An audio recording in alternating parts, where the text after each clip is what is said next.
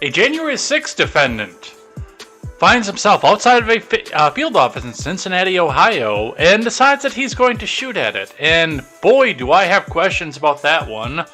Luckily, it seems that nobody seems to have believed that, and that story is actually disappearing out of the news quite quick. So we'll talk about that, but not for very long. Merrick Garland has come out with a statement about what happened on Monday, also divulging that they were out looking for nuclear secrets. We don't know if it's weapons, energy, or anything. They just said nuclear, and luckily, because of the nature of nuclear, it's top secret, and they'll never have to produce the documents. So we'll talk just a bit about that and my disbelief in that, and there seems to be a lot of disbelief as well going around that. In other news, an oil rig and a flour mill in the US both went up into flames. The flour mill, at least, has been considered a total loss.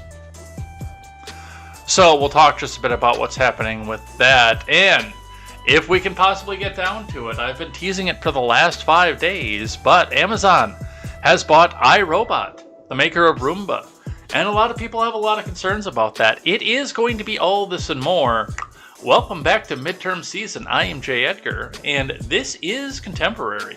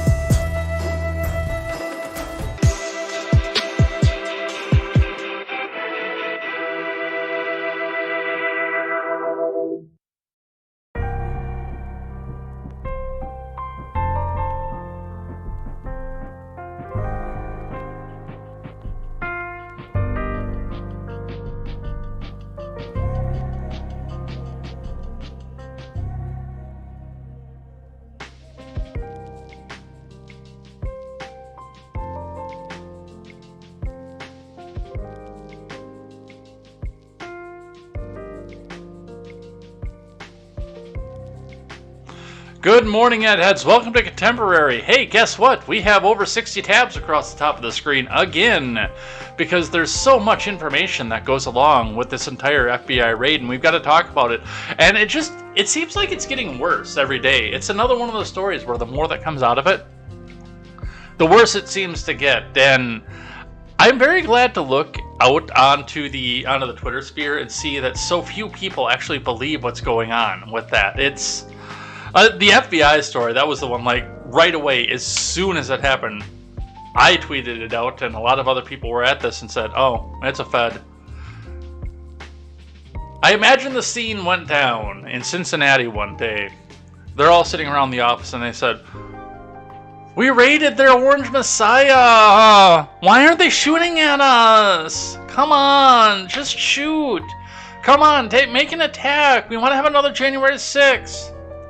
And I'm willing to bet that, especially, this is the one that really gets me, the person who did the shooting was also a January 6th defendant. So I have questions.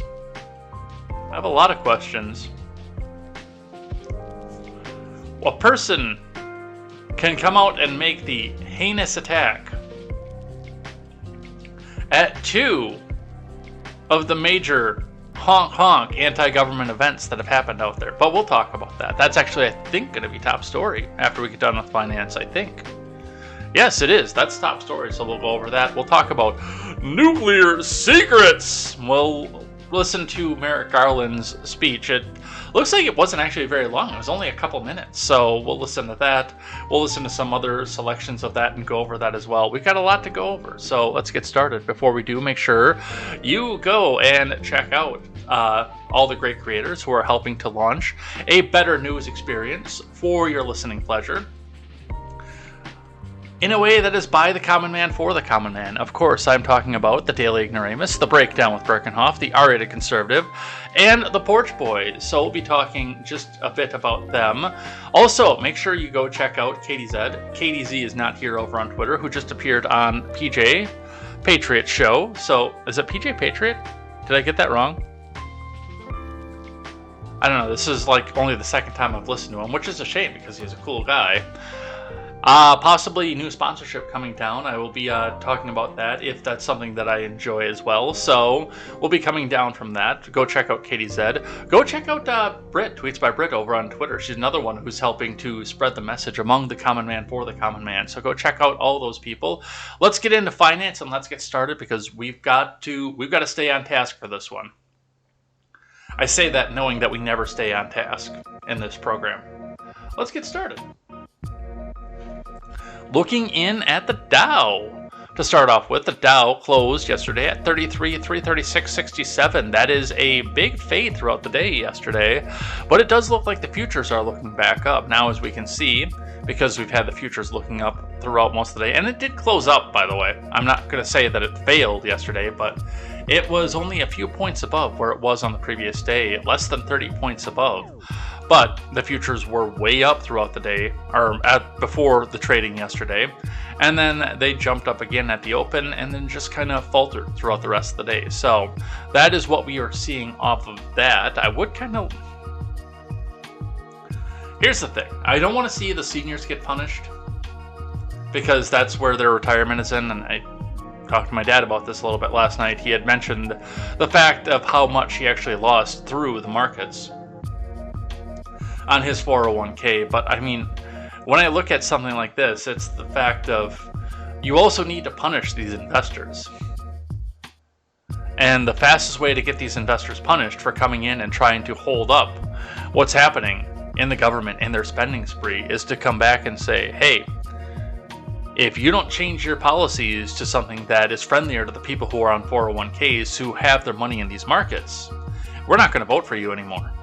But you know, again, the interim of that is a lot of people who are on retirement start to suffer. So we'll see what happens with that and where that goes. Looking in at the Bitcoin, let me refresh this out here. Across the day today, your Bitcoin stayed steady throughout the day. It took a big jump and then it took a little tumble again off of this. 23,797.80 is the current US dollar amount for Bitcoin. That is down on the day 146.40, bringing this out to 5 days. It's up 620.50, but coming through and looking in and seeing what happened across the day yesterday, it looks like it has taken a fairly significant tumble over the past 24 hours. So something to watch if you're up on Bitcoin. It does look like there are going to be some people who are panic selling at this point. I'm not sure what is the catalyst for that, other than inflation, obviously. I'm going to tell you, I went to the grocery store, and I did buy a little bit ahead, more than I usually would. Typically, I do, as far as fresh meat or frozen meat, just get what I'm going to eat throughout the week.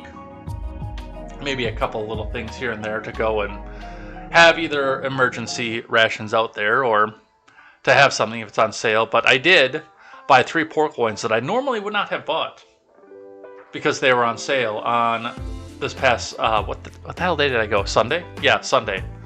3 of the Hormel pork loins that are pre-marinated. I figure I can just throw those in the freezer and those make 2 meals for me, and it's just, you know, it's just me. I don't have a wife, I don't have any kids. But between getting those and the meat that I did anticipate eating throughout the week, we walked away with a $70 grocery bill for next to nothing. And I was incredibly disappointed when I saw that. But it is what it is, and by the way, it's going to get worse. I'm starting to stockpile a few vegetables. I need to go find myself a pressure canner of some sort because I'm going to can up some fresh vegetables, but I'm also grabbing cans of beans. There's no such thing as canned broccoli. Grabbing some frozen vegetables when I can because I know it's about to get worse. I know once the harvest starts coming in, we're going to start to see some of those prices jump, and we already are. And shrinkflation too. I can't believe how little celery is in a package of celery that used to be like full. It used to be a pound of celery or more. It's still 89 cents, but it's like half the size of what it was. So Some things to continue to watch as we go from there. Looking at gas, which is also not going to be some good news. Now, some of this does have to do with the story that we will be covering after the Mar-a-Lago stuff, the fact that there was a major oil fire down by Cuba on one of the rigs that they're using to provide fuel for this country. So that is going to put some instability into the market. So you're going to start to see some upswing on the price again. Do I think we're going to crest $4 in Madison, in the Madison area? I don't think so. I think they're going to either use the strategic reserve or what they have left of that, and they're still pumping that into the markets. But also the gas tax holiday to hold it, well, for my market, if it does even have to go up, I think for our market it's going to be $3.80 is going to be the ceiling before midterms, and then of course it's going to get worse again. But yes, we've got the 336s that are out there, but also 338s and 339s across the Madison area, and one at a quick trip on University Avenue is up to 345. So if you need to go get some fuel, now would be the time to do it. But that's what we see coming off of that. Let's grab one from Investors Business Daily. Dow futures signal modest market bounce. China stocks sink on the move, from Ed Carson. Dow futures rose modestly Friday, along with the S&P and the Nasdaq. Alibaba and other Chinese-listed stocks skidded as several state-owned firms announced plans to delist. The stock market rally came off Thursday morning highs as the major indices neared fresh resistance levels, while the energy prices and treasury yields picked up. Several state-owned enterprises, including PetroChina, China Petroleum and Chemical, China Life Insurance, Cytopec, Aluminum Corp of China, announced Friday they will voluntarily exit from the New York Stock Exchange. That comes amid an ongoing U.S.-China dispute, with the SEC threatening to delist Chinese firms if they don't comply with U.S. auditing rules. And I'm sure the Taiwan thing right now is not helping them either, just so you know. Alibaba, JD.com, Pinduoduo, Neo, Xpeng, and many other U.S.-listed Chinese firms fell, though they have paired some initial pre-market losses. On the earnings, shares of Rivian edged higher before the open amid up-and-down trading after the EV startup reported mixed second-quarter results. Rivian stock rose 4.1% in Thursday's session. Illumina dove 15% after missing quarter two targets and offering weak guidance. Advice on Rivian. And this would be, and I don't know if Bill Ford, or I don't even know who the CEO is. I thought it was Bill Ford still. Who's the CEO of Ford right now? Jim Farley is the current CEO of Ford. I don't know if this message will ever get to Jim Farley or not. But if it did, this is what I would do if I was you, Jim Farley. I would go to Amazon and I would say, good job, nice try. I am buying the rights for Rivian. We're going to shut down the Rivian thing entirely. And I'm going to package out these trucks with the word Ranger Lightning on the back. And put an oval on the front. That's what I would do. And I understand that Amazon wants to have their fingers in this because they want to have the exclusive. I'm getting the delivery vans for it, but I mean, your company's not going anywhere. Cut your losses, turn it over to somebody who has been marketing Ford vehicles for 100 years, and let the experts handle it. You keep working on trying to get me cheap stuff in 2 days. Moving into the late earnings season, the bulk of June quarter earnings have so far met or exceeded expectations, but the market continues to treat missteps with no mercy. It's a healthy reminder that investors should stay nimble, ready to react to market strength or weakness. ON Semi, EQT Corp, Penske Automotive Group, Builders First Source, and Tesla are working on handle or handle-like patterns. EQT and Builders are actionable, while ON Semi quickly backed off an early entry on Thursday. Builders First Source is on Swing Trader and was Thursday's IBD stock of the day. ON Semi is on the IBD 50. On the futures, Dow futures rose 0.3% versus fair value. The S&P advanced 0.4% and the Nasdaq climbed 0.4%. Crude oil declined more than 1%, natural gas prices sank 3%, the 10-year yield fell 3 basis points to 2.86%, which meant they went up 11 points throughout the day yesterday. Remember, overnight action in Dow futures and elsewhere doesn't necessarily translate into actual trading in the next regular stock market session. Let's read one from Seeking Alpha very briefly, and we'll get into the main news of the day. NASDAQ, S&P, and Dow rise as market awaits one more inflation number. And that's probably going to be the producer price index. Stock index futures point to a higher open Friday following a lackluster session the day before, with growth sectors on the front foot before the bell. Maybe the recent longer end yield rises actually reflect a view that the Fed will be less likely to need to choke the recovery off now inflation is cooling, Deutsche Bank's Jim Reed said. Where is inflation cooling? And they're still trying to gaslight you off of this. Inflation is not cooling. They lied to you. And these people should be able to analyze this chart and know that they lied to you. Fuel oil is down 11%. That is the main driver. I would love to see what the seasonally adjusted price is for fuel oil. Medical is down too, but that's also not seasonally adjusted because there's less demand for that right now. People are losing their jobs, people have less insurance, people are having to take part-time jobs to survive. So they're not going to the doctor as much. But also, as mentioned, nobody is out there filling up their fuel oil tank right now to heat their homes. So of course that's down. Of course. We see a lot of that right now. Once the demand picks up, that's going to be a different story.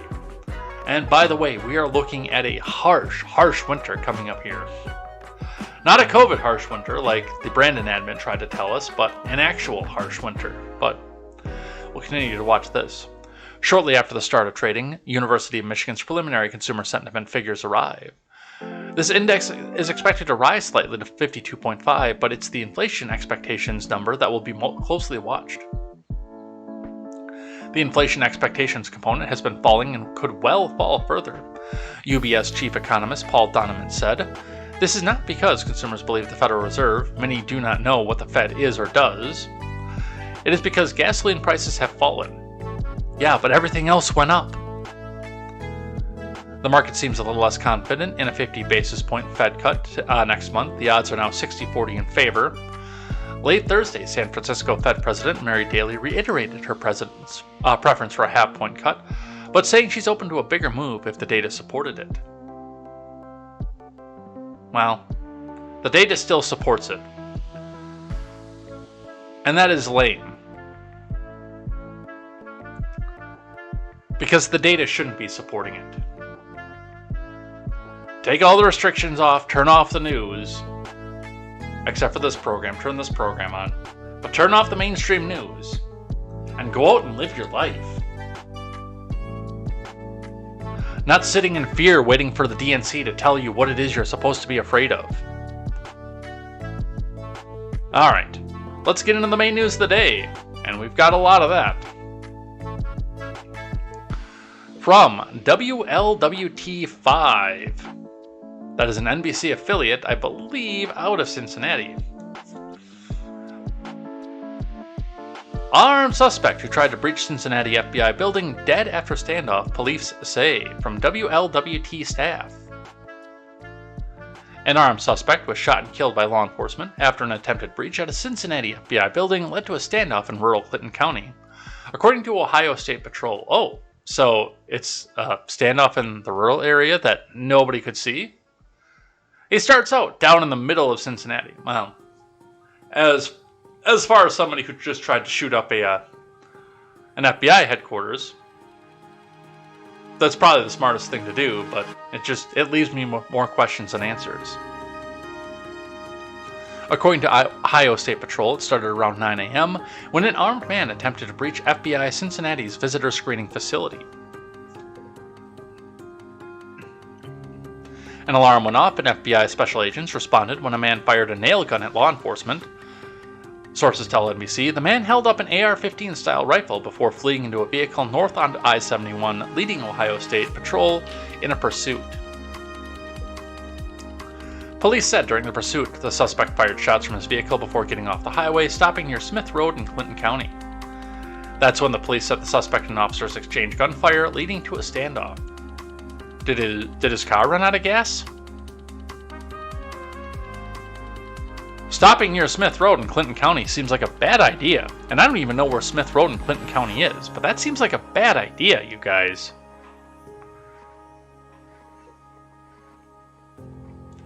Law enforcement officers attempted to negotiate with the suspect, but were unsuccessful. That's when officers attempted to move forward and take the suspect into custody, but those efforts were also unsuccessful, OSP said. The suspect later raised a firearm toward law enforcement and shots were fired by officers on the scene. The suspect was pronounced dead at the scene, OSP said. No officers were injured in the standoff. Police have not identified the suspect, but NBC News reports he has been identified as Ricky Walter Schiffer. Director Ray released a statement following the attempted breach and fatal standoff. Unfounded attacks on the integrity of the FBI erode respect for the rule of law. Well, you have to have integrity in order to have an unfounded attack on it. The respect for the rule of law and are a grave disservice to the men and women who sacrifice so much to protect others. Violence and threats against law enforcement, including the FBI, are dangerous and should be deeply concerning to all Americans.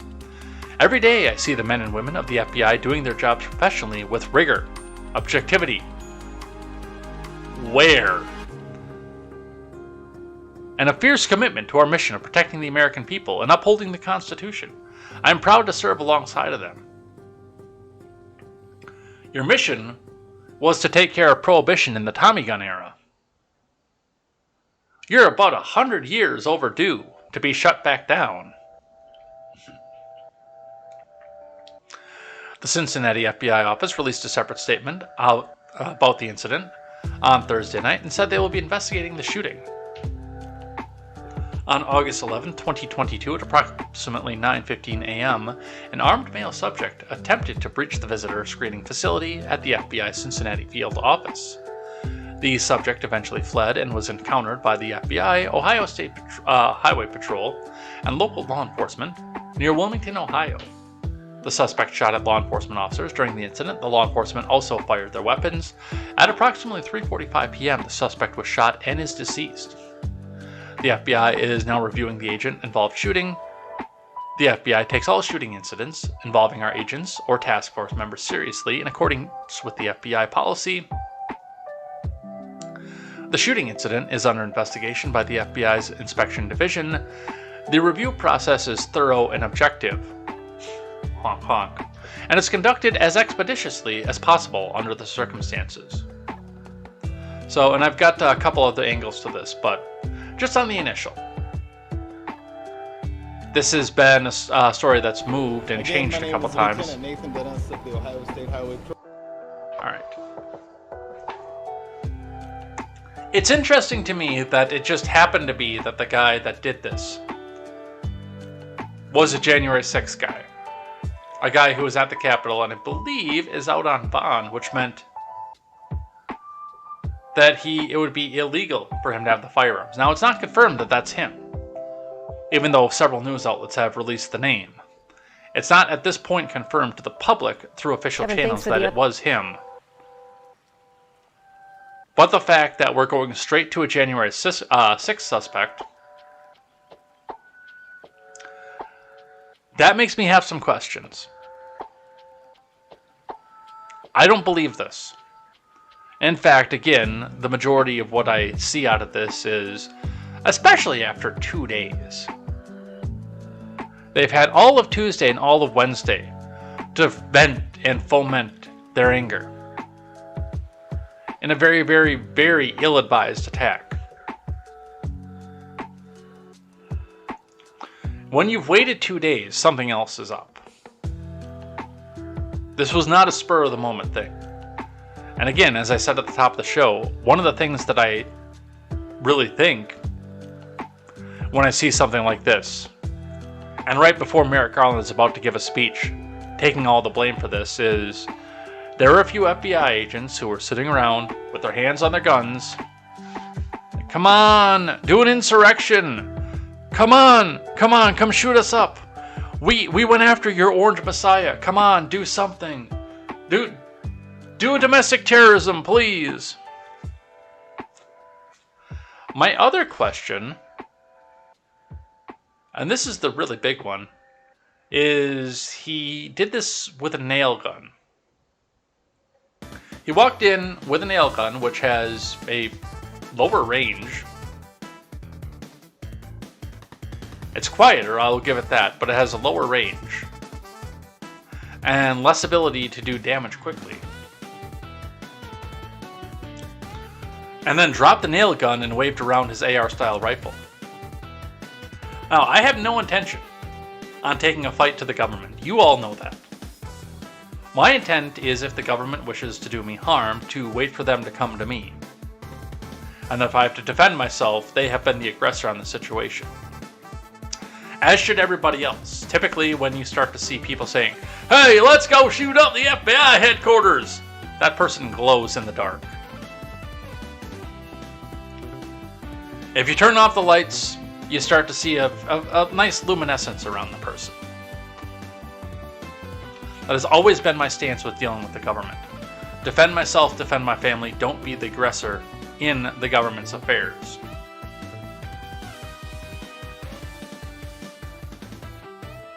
But if I were to be in a situation where I would need to take the fight to the government, and I had a nail gun and an AR-style rifle, folks, I'm going to start with the AR-style rifle. I'm going to start with the thing that has the better chance of taking a few of them with me, because I know if I'm going into a situation like this, I'm not going to walk away from it. I will wind up deceased. That's a given. And we're already, like when I was around Twitter yesterday, when people were talking about this, I quote tweeted and I said Fed. Because I don't believe it. And neither does anybody else. We've seen evidence that the FBI orchestrated the kidnapping of Gretchen Whitmer to entrap people. There are inklings and rumors of the fact that the FBI probably orchestrated January 6th.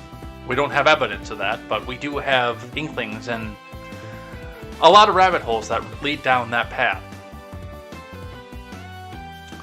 So at this point, why should I do this? And the best part of the statement: unfounded attacks on the integrity of the FBI erode respect for the rule of law. I will say, the reputation that I am attributing to the FBI in making the statement that I'm positive that this was a Fed that did this, the FBI worked hard to have that reputation. They worked very hard to have that reputation, that they go out and set these false flags up in order to entrap people or make a political motive.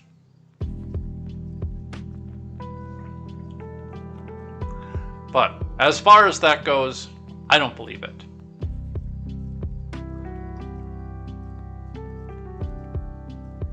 NBC is saying confirmed that this is who this was.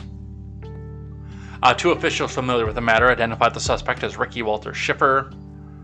Man raised his gun and opened fire. A little bit of a timeline here. FBI Cincinnati said in a statement an armed subject had tried to breach the building visitor screening facility at 9:15 a.m. Eastern Time. The breach triggered an alarm and the person fled into the interstate, the statement said. Dennis said that just before 10 a.m., the suspect exited the highway, got out of his car, a white Crown Victoria. The choice of law enforcement for years and something that you can go and get really cheap, really quick. Giving me more questions. Officers tried to negotiate with him throughout the day, Dennis said, adding after a time, the negotiations failed. In an effort to take him into custody, officers fired less lethal munitions, Dennis said. Shortly before 4 p.m., the suspect raised his gun and was officers fatally shot him. And then, of course, coming back down to, in the days after the FBI searched Mar-a-Lago, The Trumpers are on the online forums talking about violence against the FBI. No, the glowing ones are trying to foment people into doing this. Also, they went for 6 hours. Now, Ohio is a big state. Where did they say this happened? Where they shot him? They want to get back. Shut up.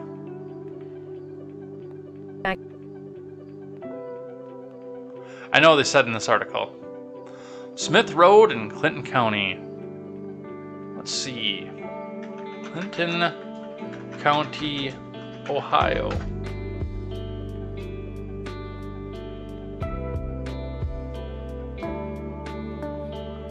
And that is near Wilmington.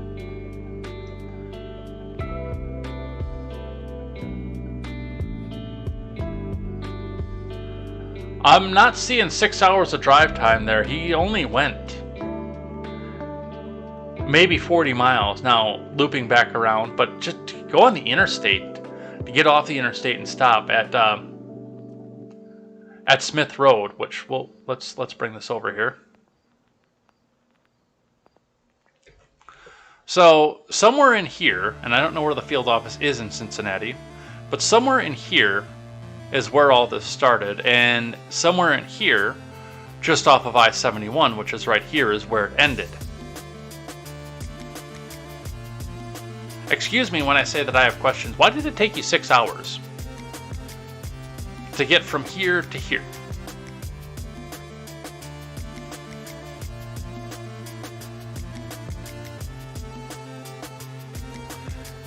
In a situation where looking at the topographical map, it looks like it's relatively flat. So if they did, for whatever reason, have to stand off, or maybe if it did only take them 20-40 minutes to get out there. And again, I don't know where he started from in Cincinnati or where he stopped along I-71 in Wilmington County. So in a journey that should have taken 30 to 40 minutes, if you're in a standoff for, let's say, 5 hours outside of a car in Flatland, Ohio, the mountains don't start until over here.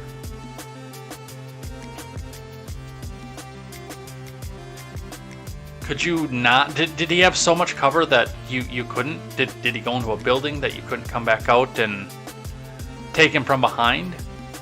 Something? Anything? Can we see some body cam footage of this? Something? Anything? This has just left me with more questions than answers.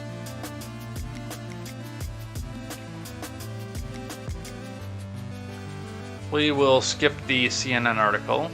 No, it looks like they did it out on the road.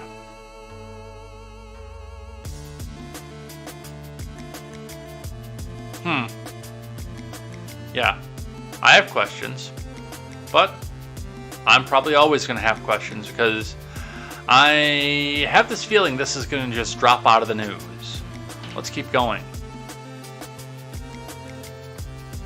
Breaking news as of last night. FBI raided Mar-a-Lago to search for top secret documents on nuclear weapons, report claims. From Ryan Saavedra. Federal law enforcement officials were allegedly searching for highly classified documents on nuclear weapons when they raided former President Trump's home in Florida earlier this week, according to a report. The Washington Post, where democracy goes to die in darkness, claimed in a report that those familiar with the matter did not offer any specific details, because of course they didn't, on whether the alleged documents on nuclear weapons were about weapons that were possessed by the U.S. or a foreign nation, and they did not disclose what was recovered during the search. If that was true, it would suggest that material residing unlawfully at Mar-a-Lago may have been classified at the highest classification level, said David Loffman, the former chief of the Justice Department's Counterintelligence Section, which investigates leaks of classified information if the FBI and the DOJ believed there were top-secret material still at Mar-a-Lago that would lend itself to greater hair-on-fire motivation to recover that material as quickly as possible. Investigators reportedly recovered classified material, some of which was labeled as top secret. AG Garland said during a press conference Thursday that he personally approved the search warrant on Mar-a-Lago and that the Justice Department was moving to unseal the warrant. Well, yeah, now that they have cataloged everything that they had in there, they can go back and fill in the blanks. But don't worry, it'll still be dated as August 5th.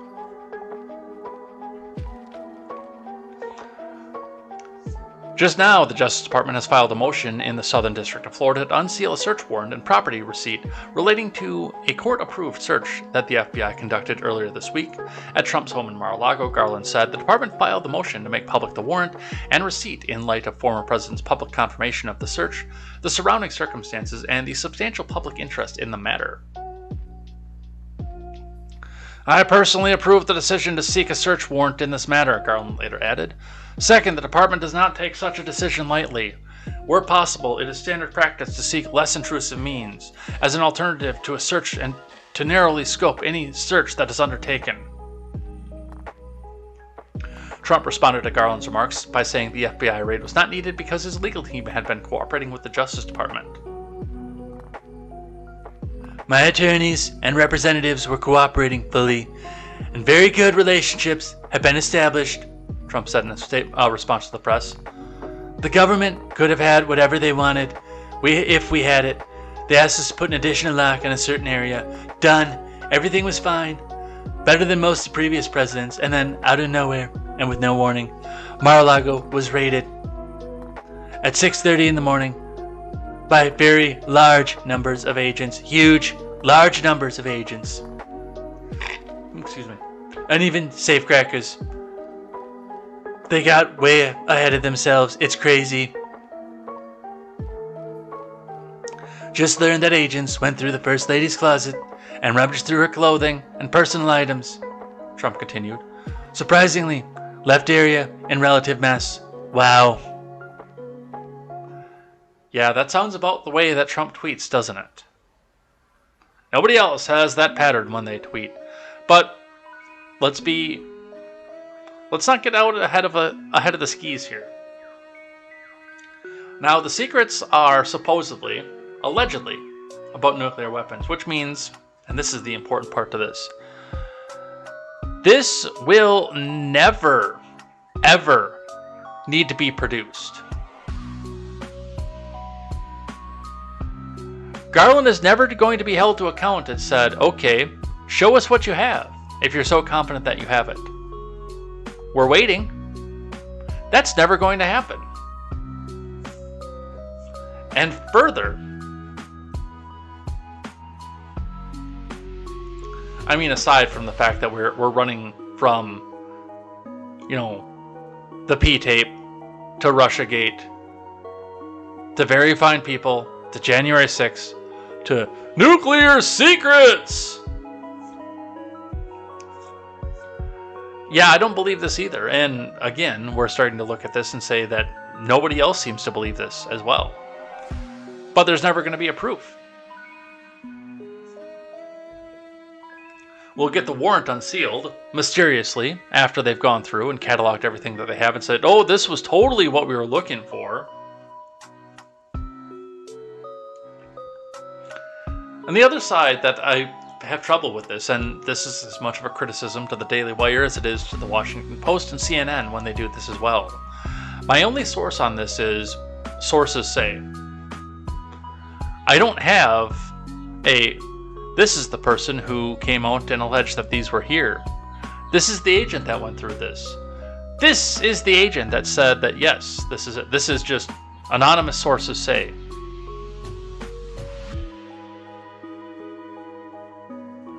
So, that is one of the things that we see with that.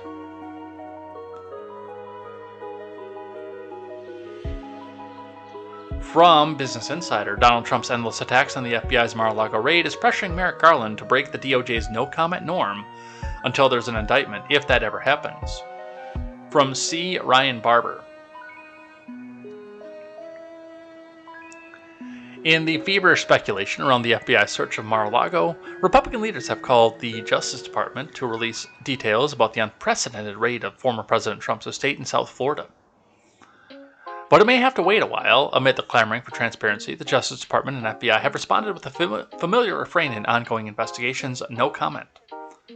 Well, there's been a comment now, and we'll go look at it.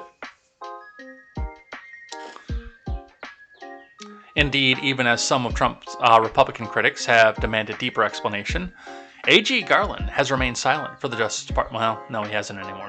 I'm going to go out and say that this article is actually probably outdated. So we're going to skip this one. Let's get rid of that. And let's listen. I've got a couple clips of this. We'll look at this one, then we'll go over and check the C-SPAN, which is...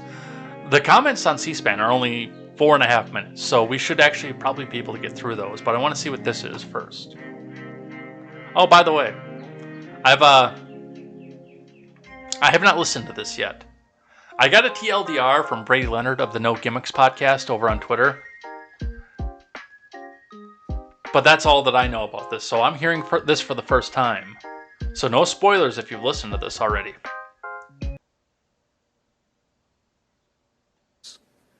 Federal law, long-standing department rules, and our ethical obligations prevent me from providing further details as to the basis of the search at this time. There are, however, certain points I want you to know. First, I personally approved the decision to seek a search warrant in this matter. Second, the department does not take such a decision lightly.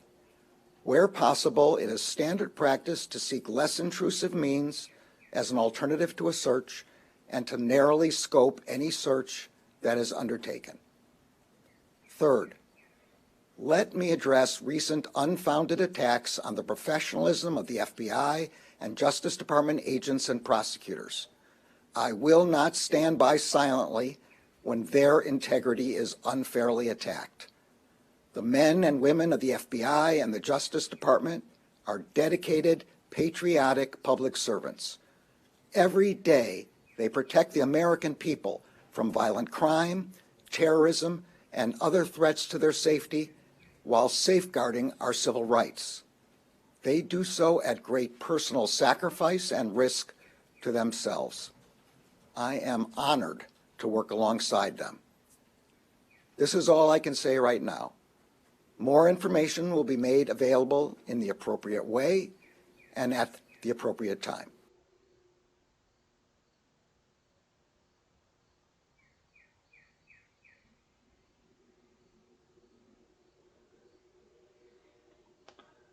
Hey, I just got a guideline strike.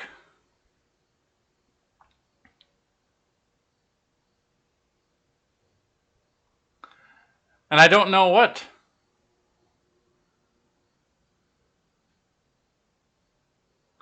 And it wasn't for this video, it was actually for...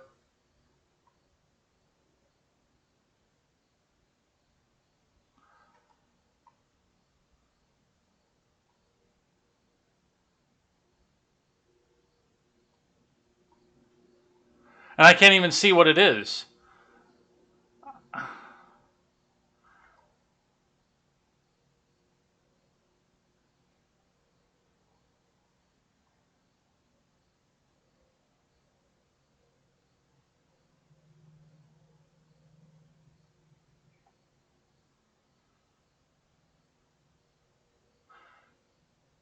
And that's why actually we're down on YouTube. And I actually can't stream on YouTube until November 10th.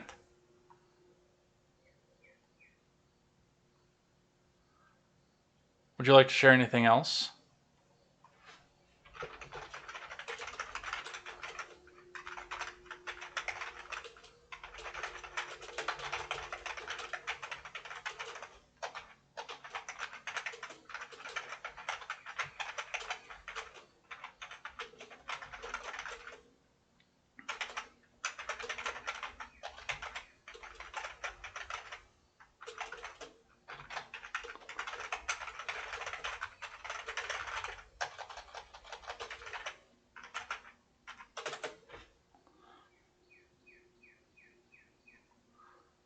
I appealed, but especially if it's late day.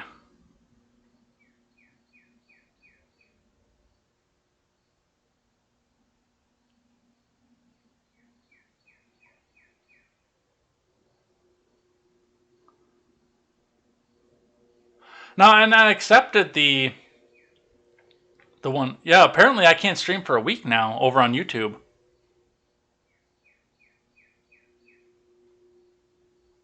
But I appealed.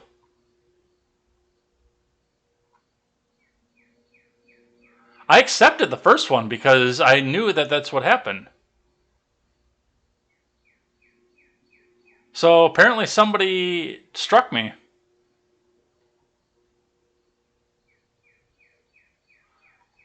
That is lame. That is all kinds of lame. And they took down this video too, so...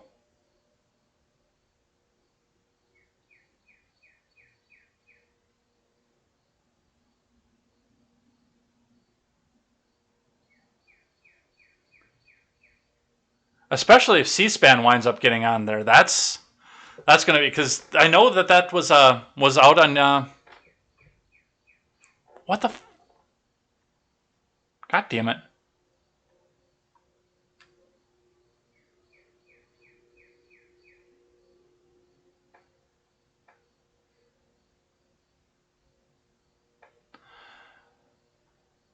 Yeah, I looked over because I saw that there were notifications over on the Discord, and I looked up and I got the question of what happened to the YouTube stream, and I looked up and sure enough, my YouTube stream is down.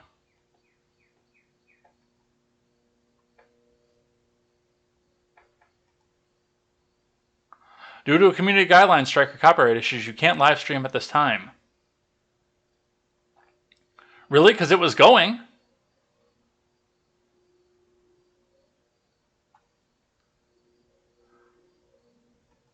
Wow. We'll be setting up the backup channel, apparently. So, as soon as I've got some information on that, we'll come out and we'll figure out where to go from there. But, yeah. My channel with 316 subscribers, I can't stream from right now. All right. Let's keep going. So now that you guys heard it, but I missed it, we're actually going to listen to the full Merrick Garland statement here from C-SPAN. So let's have a listen to that. One can speak English as a rule, and I know we have a relative now who is visiting here. Good afternoon. Since I became Attorney General, I have made clear that the Department of Justice will speak through its court filings and its work. Just now, the Justice Department has filed a motion in the Southern District of Florida to unseal a search warrant and property receipt relating to a court-approved search that the FBI conducted earlier this week. That search was of premises located in Florida belonging to the former president. The department did not make any public statements on the day of the search. The former president publicly confirmed the search that evening, as is his right. Copies of both the warrant and the FBI property receipt were provided on the day of the search to the former president's counsel, who was on site during the search. The search warrant was authorized by a federal court upon the required finding of probable cause. The property receipt is a document that federal law requires law enforcement agents to leave with the property owner. The department filed the motion to make public the warrant and receipt in light of the former president's public confirmation of the search, the surrounding circumstances, and the substantial public interest in this matter. The surrounding circumstances, faithful adherence to the rule of law is the bedrock principle of the Justice Department and of our democracy. Upholding the rule of law means applying the law evenly, without fear or favor. Under my watch, that is precisely what the Justice Department is doing.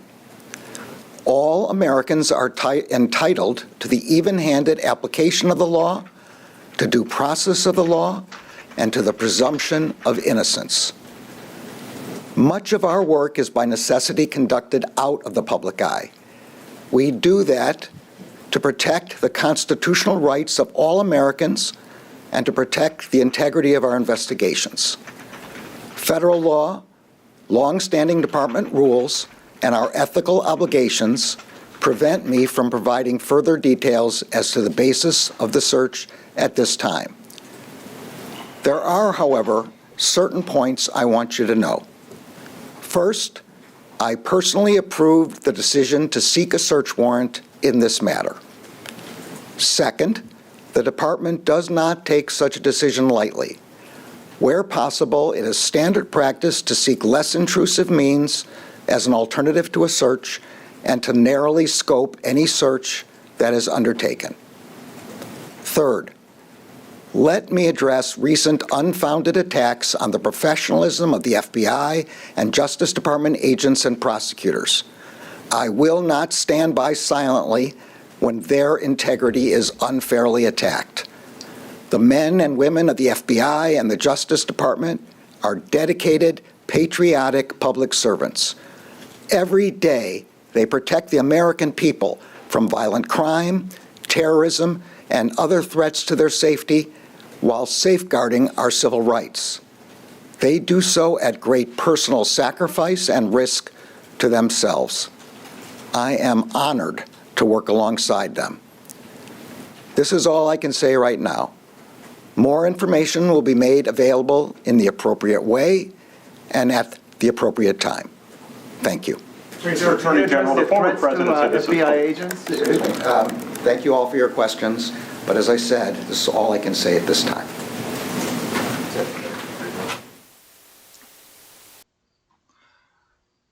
Well, at least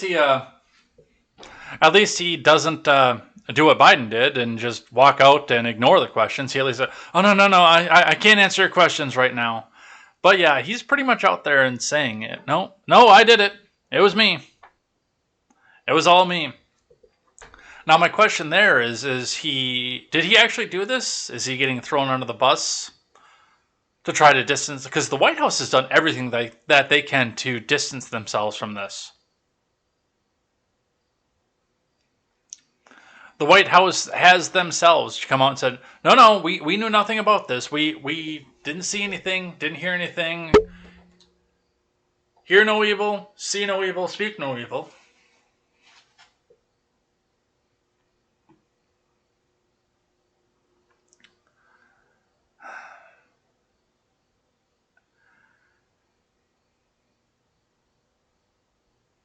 And it's stunning to me, the fact that,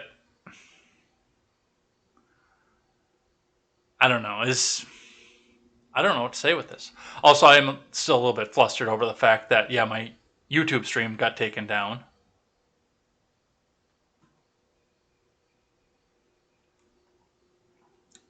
All right. From the Daily Wire, Biden AG Merrick Garland admits he personally approved Trump's search warrant. President Biden's AG, Merrick Garland, announced Thursday that he personally approved the FBI search warrant on the home of former President Trump this week, and the department has moved to unseal the search warrant. Showing up more than 30 minutes late, Garland did not answer any questions and gave very little information. The announcement comes after federal law enforcement officials raided Trump's Florida residence at Mar-a-Lago Monday morning to retrieve documents related to the National Archives. Newsweek reported that the FBI specifically targeted 3 rooms at the residence, a bedroom, an office, and a storage room, and that the information used to obtain the warrant was based largely on information from the FBI confidential human source. The report said the confidential informant told the Bureau what documents were taken and where the documents were located. So, we're out here with a warrant on a sources say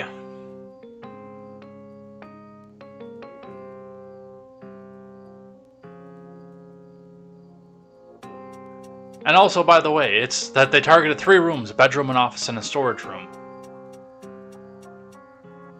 Does it really take 9 hours to do that?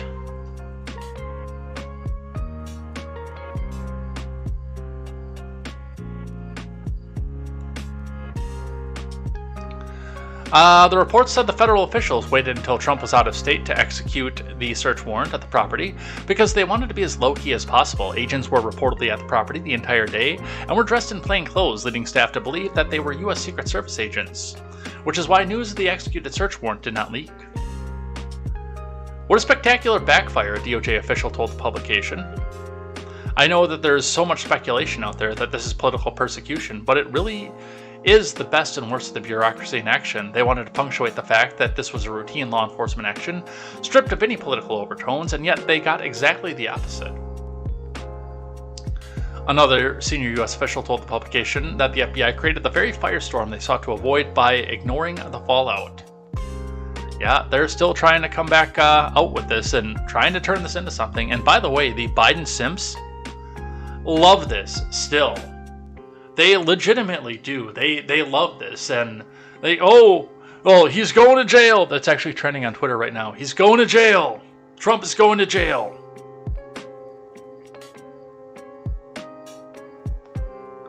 All right.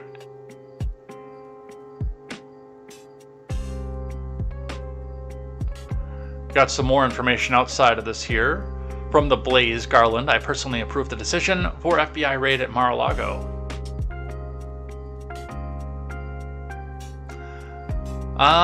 This is from Chris Pandolfo. We're going to skip through this a little bit here just because of overlap. The AG also announced the Justice Department has filed a motion to unseal the warrant in the Southern District of Florida.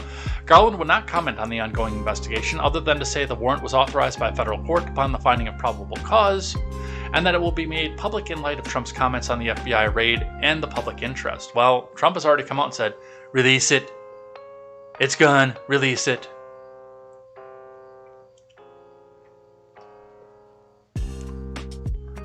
Trump condemned the raid in a blistering statement on Monday, accusing the Biden admin of weaponizing the Justice Department against him.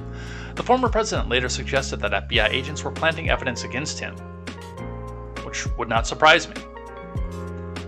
Trump attorney Christina Bobb told NBC News Tuesday that agents seized about a dozen boxes from Trump's home and that a copy of the search warrant left at the Mar-a-Lago residence indicated agents were investigating possible violations of the Presidential Records Act and Trump's alleged mishandling of classified material. The National Archives and Records admin said that 15 boxes of presidential records, including classified materials, were previously retrieved from Mar-a-Lago earlier this year. The Trump family say they've been cooperating with federal authorities to turn over presidential records for months. Earlier this spring, Trump's office received a grand jury subpoena for classified documents. Believed to be remaining at Mar-a-Lago, Fox News reported Thursday, the FBI reportedly visited Trump on June 3rd to retrieve the subpoena documents, and Trump complied with authorities. While visiting the residence, FBI investigators were reportedly showed areas where documents had been stored and requested that a lock be put on one storage room where records were located. Trump complied with the request. Later, the former president claimed the FBI agents broke the lock they had asked him to install to access the storage room where boxes of documents were kept. So, again, we've got a lot of problems with a situation like this. First problem, of course, sources say, and sealed warrant. Second, there appears to be full cooperation. Third is nuclear secrets that will never be able to be divulged to the public. And the fourth, and probably the most important, is the FBI chose a time when he wasn't home to go back out and do this, where there'd be a minimal Secret Service presence and the president himself wouldn't be there. They chose the time to go back out and make this happen. Which is funny because even though he was in New York ready to go give a deposition to Letitia James, people are still saying that he was simultaneously in Florida flushing documents down the toilet.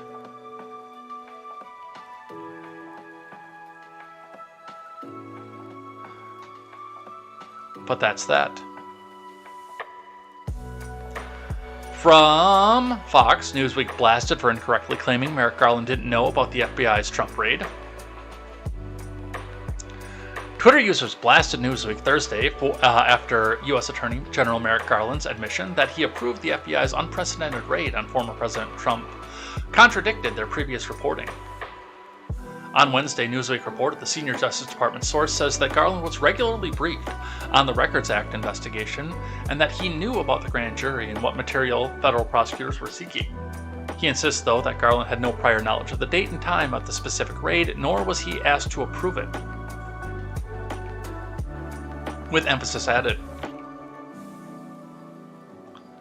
Sean Davis, the co-founder of The Federalist, slammed Newsweek on Twitter after Garland's remark, retweeting another user who posted a link and a screenshot from the article with a comment. According to Newsweek, the Mar-a-Lago search was not approved by Garland. Ray approved it, but Garland was not asked to do so. That strikes me as kind of remarkable.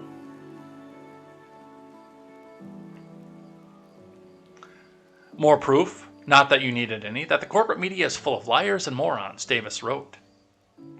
It took 3 days to go from he knew nothing to praise be that Garland personally approved raiding the home of the man who blocked him from being on the Supreme Court. He continued. And again, Garland should be recused. He should be forced to recuse himself from this investigation just on that fact alone.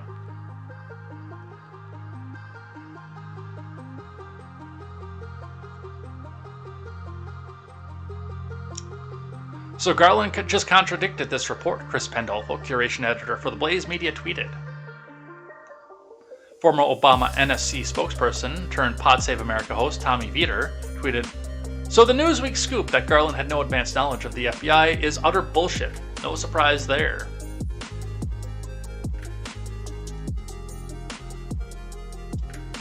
So, yeah, they tried. They tried very well to distance themselves from this. From the Daily Wire. The White House keeps claiming it learned about the Trump raid events from the press. You know, just like Fast and Furious. From Mary Margaret Olahan.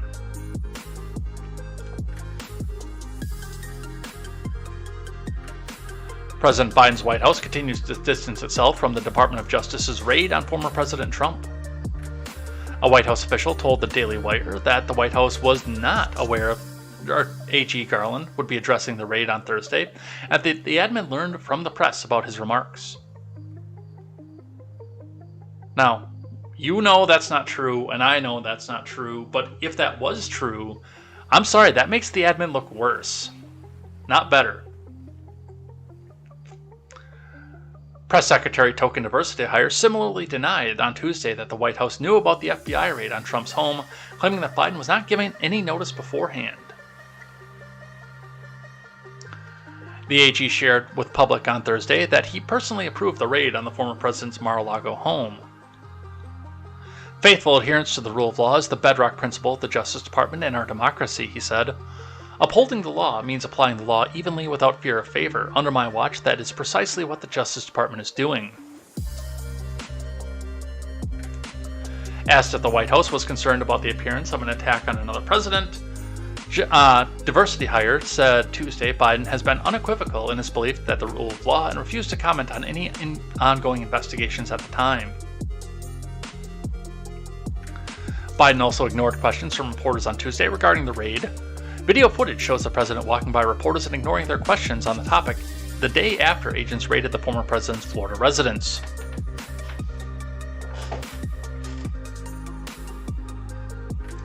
They are going out of their way to distance him from this because they took the temperature on this across the public. And even some on the left are looking at this and saying, dude, what the hell? Dude, settle down.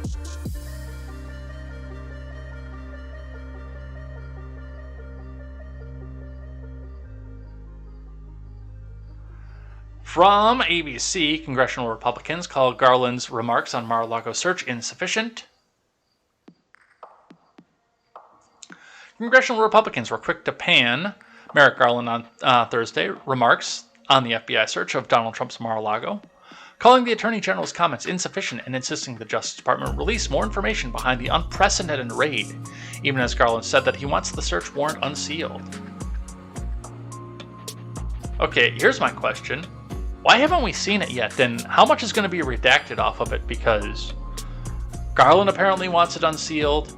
The judge wants it unsealed. The judge who made it wants it unsealed because he's done filling it out now. Trump wants it unsealed. What are we waiting for? I mean, the first question is going to be, have we heard it already? Is it out there and I missed it because I'm in the midst of both reporting the news and getting shut down on YouTube?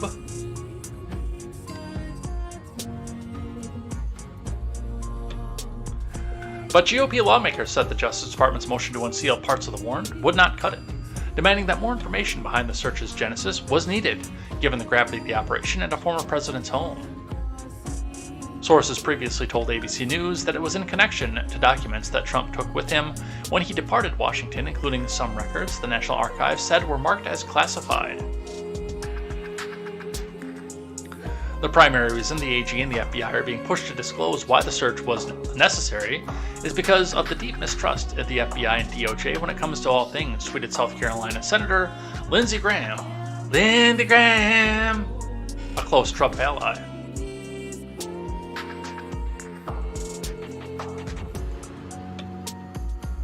What I'm looking for is a predicate for the search. Was the information provided to the judge sufficient and necessary to authorize a raid on a silky smooth former president's home within 90 days of the midterm election, Graham wrote. I'm urging, actually insisting that the DOJ and the FBI lay their cards on the table as to why this course of action was necessary. Until that is done, Sugar, the suspicion will continue to mount.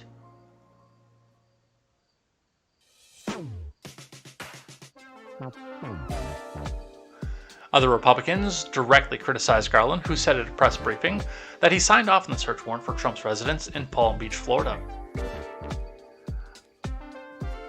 Mayor Garland personally approved a search warrant to take down Joe Biden's top political opponent. This is a politically motivated witch hunt, tweeted Senator Marsha Blackburn of Tennessee.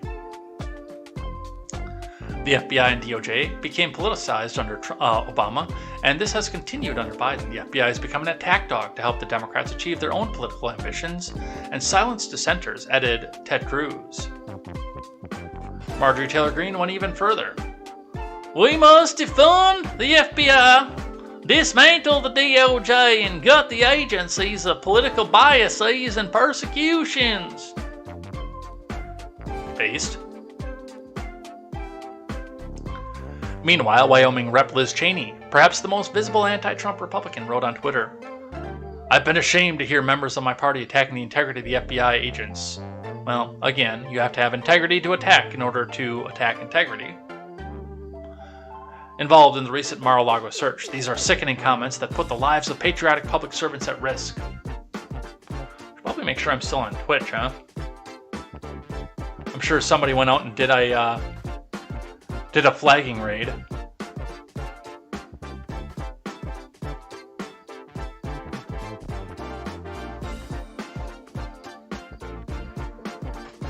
The reaction comes after days of GOP demands for Garland to release the warrant and explain the rationale behind the search. Garland on Tuesday said authorities acted by the book, and he indicated that carrying out his duties required seeking the warrant. And nobody still believes it. From the Blaze, senior DOJ officials blast the FBI raid on Mar-a-Lago as spectacular failure, the worst in the bureaucracy in action. A senior Justice Department official condemned the FBI's raid on Mar-a-Lago as a spectacular backfire for triggering a tsunami of backlash against the Justice Department. Two senior DOJ officials spoke with Newsweek and disclosed new details about what led up to the raid. According to one official, the FBI specifically planned to conduct the raid when President Trump was not present, which is one of the things that I have questions about. Trump was in New York at the time of the raid, Fox News reported. What a spectacular backfire, the senior DOJ official said of the FBI's attempt to keep the raid low-key.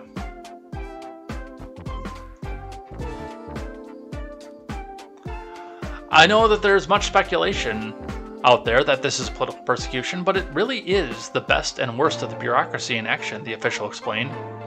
They wanted to punctuate the fact that this was a routine law enforcement action, stripped of any political overtones, and yet they got exactly the opposite. The second DOJ official told Newsweek the FBI were seeking to avoid any media circus, but they also created the very firestorm they sought to avoid in ignoring the fallout. The officials explained the FBI had been planning the raid for weeks after receiving information from a confidential source about allegedly classified documents being stored at Mar-a-Lago. Newsweek reported the information both identified the documents and told the investigators where they were located. Importantly, the sources told Newsweek that A.G. Garland did not have advanced knowledge about the specifics of the raid. Instead, FBI Director Christopher Wray approved the raid. I know it's hard for people to believe, one of the DOJ officials said, but this was a matter for the U.S. Attorney and the FBI. So, there are a lot of people that have a lot of questions about this, not just me. Another Daily Wire one, voters split on Mar-a-Lago FBI raid, Trump gains 2024 support, according to a survey. Let's do some statistics, shall we?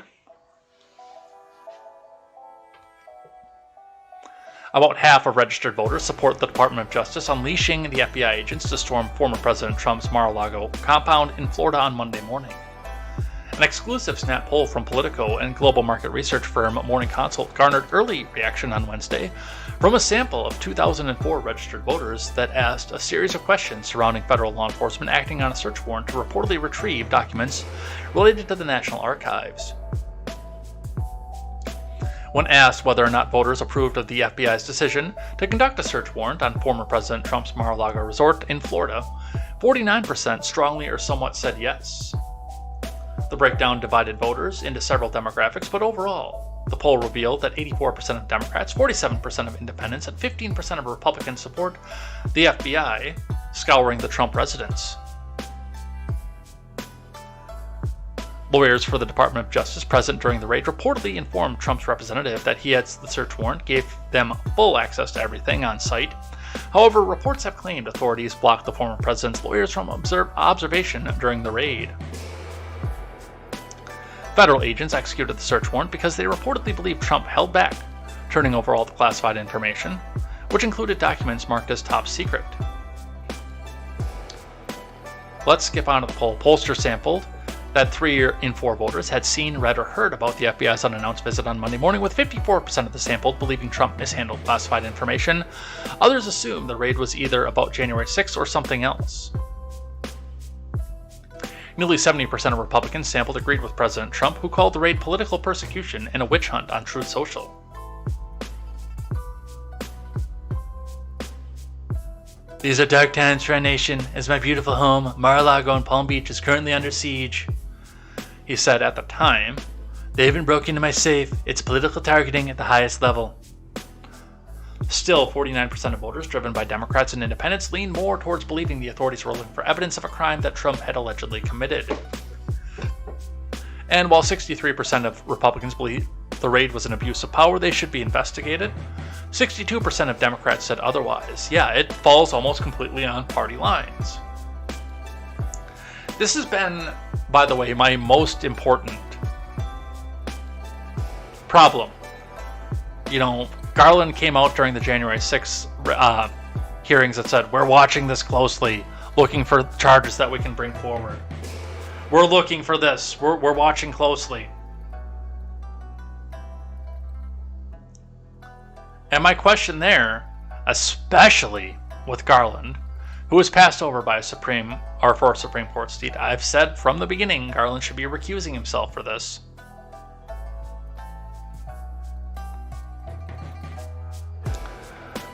But most importantly right now is in today's politically polarized climate, with appointees being appointed by the political enemies of the people that they're going after, who is objective enough to prosecute this case? I said the same thing during the Hillary thing. I've said right from the beginning, Hillary's never going to jail. And it's not just because of accountability. It's because it would be impossible to get a fair trial. both because they would have to try her in D.C., I believe. Although they might have to do it in New York, because the smashing of the cell phones happened in her home. But regardless, either DC or New York, you're not going to find a district judge who can be objective into this just based on the politics of that alone. But if the DOJ gets involved, your Attorney General, who was the first one? I know the second one was Bill Barr. Trump first, DOJ. I'm sorry, Attorney General. Sessions. So either Sessions or Barr, which, I mean, Barr turned out to be a political actor in and of himself to work against the president, but at the time when we looked at it, either Sessions or Barr to go to prosecute this, both appointed by the political enemy of the person who was being prosecuted. How do you square that circle and make that into an objective investigation rather than something that's driven by politics, like this is? Even if every I is dotted and T is crossed, there's always going to be an air of politicization over this thing. And my most important allegation of, if they can do this to you, if they can do this to the former president with armies of lawyers and billions of dollars in assets that they can turn into cash in a fairly short amount of order, they can do it to you. They absolutely can.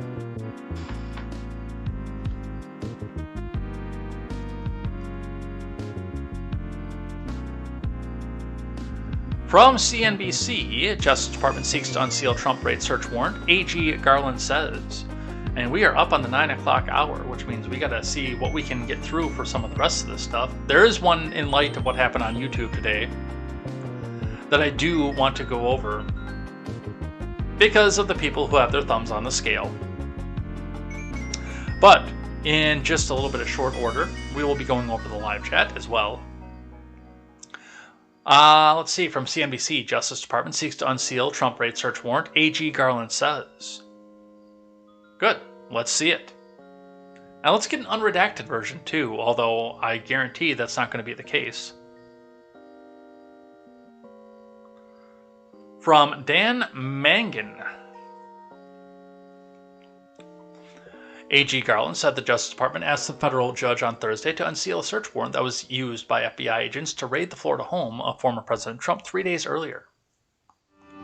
That request came after days of pressure by Republican lawmakers and other allies of Trump and the Justice Department to explain why it authorized what is believed to be the first ever search of a former president's residence in connection with a criminal investigation.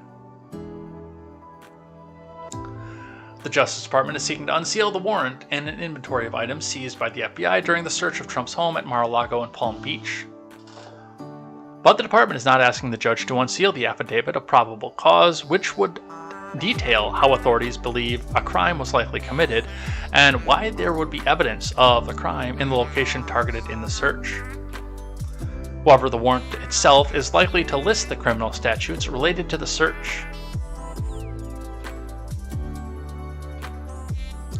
Well, good. Let's see it. That's more from the Garland speech. And Trump himself has also made a statement authorizing the release of the FBI warrant used to search Mar-a-Lago. Former President Trump authorized the release of an FBI warrant late Thursday that was used to search his Florida residence at Mar-a-Lago earlier this week. The news comes after federal agents spent the majority of the day at the Trump home while he was out of state searching for alleged classified documents that he was supposed to send back to the National Archives earlier this year. AG Garland said at a press conference Thursday that he personally authorized the FBI search warrant. Let's see.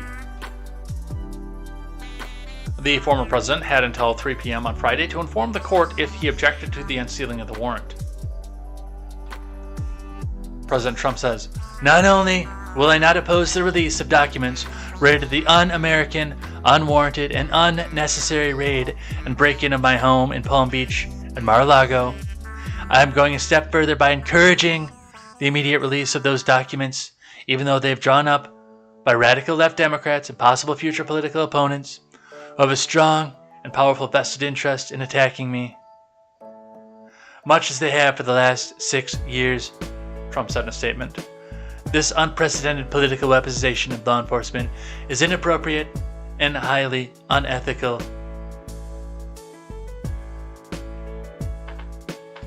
The world is watching as our country is being brought to a new low, not only on our border, crime, economy, energy, national security, and so much more, but also with respect to our sacred elections, Trump added. Release the documents now.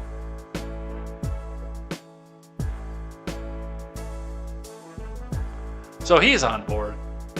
Garland's on board. Let's see the documents. Show me the documents. I want to see the documents.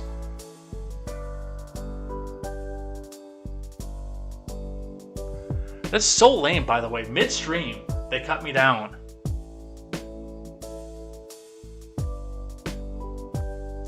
We'll see what happens with the appeal. Alright, there are some things that I did want to make sure that I got to today. There are a couple things that I wanted to make sure full on that I got to. So we're going to get to some of those here. This one here, well, this one I want to do first. Given the fact that I just got a community guideline strike on YouTube for misinformation for claiming the election was stolen, which I'd like to see the evidence that I claimed that, or that somebody on my stream claimed that, especially because the stream that got hit, by the way, was the Trump speech, and I ran out of battery before he started talking about, oh no, it was honk honk, it was gone, and it was totally, the word I can't say, well, I'm not on YouTube. It was totally rigged. Rigged, I tell you. Completely rigged. Twitter released this statement yesterday, talking about the same thing. Our approach to the 2022 midterms. By Twitter. Twitter is the place to find real-time, reliable information about the 2022 midterms, whether you're looking for breaking news from reporters, information on voting, or policy positions from candidates. We aim to enable healthy civic conversation on Twitter while ensuring people have the context they need to make informed decisions about content they encounter. Because we're a global service, there's almost always an election happening on Twitter. Today, we're announcing steps we're taking ahead of the US midterms to protect civic conversation on Twitter. As a key part of the Twitter rules since 2018, our civic integrity policy has helped people find credible information during elections and other civic processes, including in the Philippines, Kenya, Australia, Brazil, and India just this year. So those are the countries where Twitter has their finger on the scale. Today, as we do ahead of other global elections, we're activating enforcement of our civic integrity policy for the 2022 US midterms. The civic integrity policy covers the most common types of harmful, misleading information about elections and civic events, such as claims about how to participate in the civic process, like how to vote, misleading content intending to intimidate or dissuade people from participating in the election, and misleading claims intended to undermine the public confidence in an election, including false information about the outcome of an election. Tweets with this context may be labeled with links to credible information or helpful context, and Twitter will not recommend or amplify the content in areas of the product where Twitter makes recommendations. So, finger on the scale. People on Twitter will see a prompt prior to liking or sharing labeled tweets, and in cases where there's potential for harm associated with a false or misleading claim, the tweet may not be liked or shared to prevent the spread of misleading information.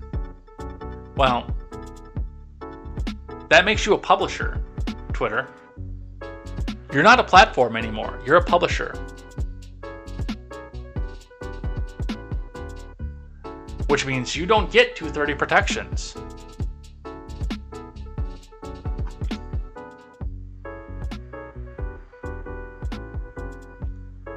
So, something to watch for that. This one I've actually been trying to get to for a few days, and a few new developments came from it, so I moved it up to the top. From CBS, why military aid in Ukraine may not always get to the front lines. I have read through this, and they've updated it since then. This article has been updated to reflect changes because people on Twitter were bagging on us and calling us Russian disinformation. Since the CBS Reports documentary Arming Ukraine was filmed, the documentary is also being updated. Jonas Oman says the delivery has significantly improved since filming with CBS in late April. And this is an article. I'm going to paraphrase this for the most part, because the meat of it doesn't get on to the end. But the paraphrased version of this article is that an investigation was done. And by the way, I can't believe for a second now that Democrats have turned on Amnesty International either. That blows my mind. But they did. But the crux of the article is that while we are sending billions of dollars over to the Ukraine for their defense fund, only about 30% of it is getting out to the front lines. And CBS went on to an investigative report as to where. They put this out with the tweet, and we'll be talking about this with Fox News, and they got panned by a number of people.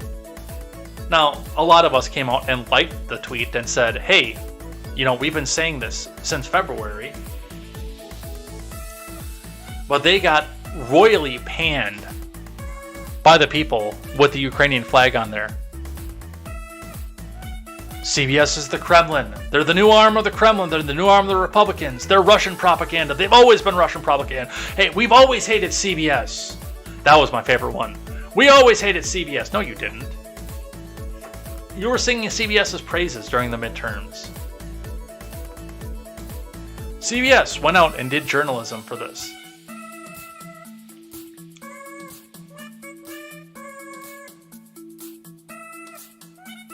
And they got panned for it, and then they walked away with their tail between their legs.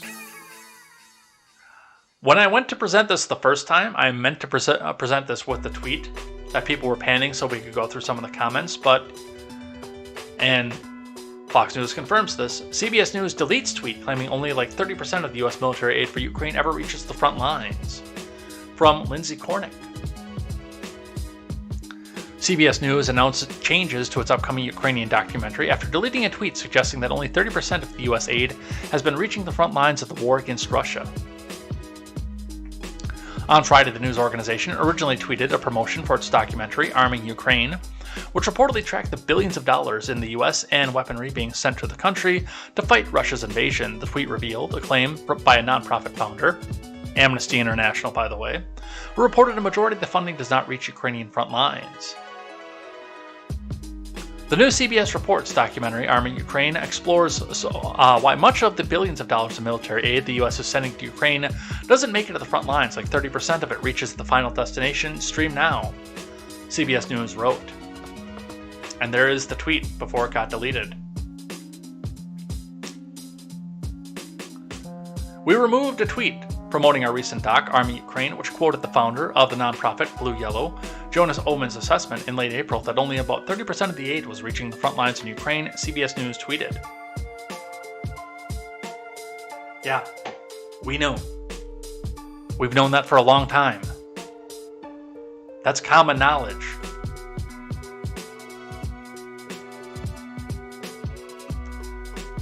The thread continues. Since that time, Oman says delivery has improved. Additionally, the U.S. military has confirmed that Defense Attaché Brigadier General Garrick M. Harmon arrived in Kiev in August for arms control and monitoring. We're updating our documentary to reflect this new information and air at a later date, CBS News concluded.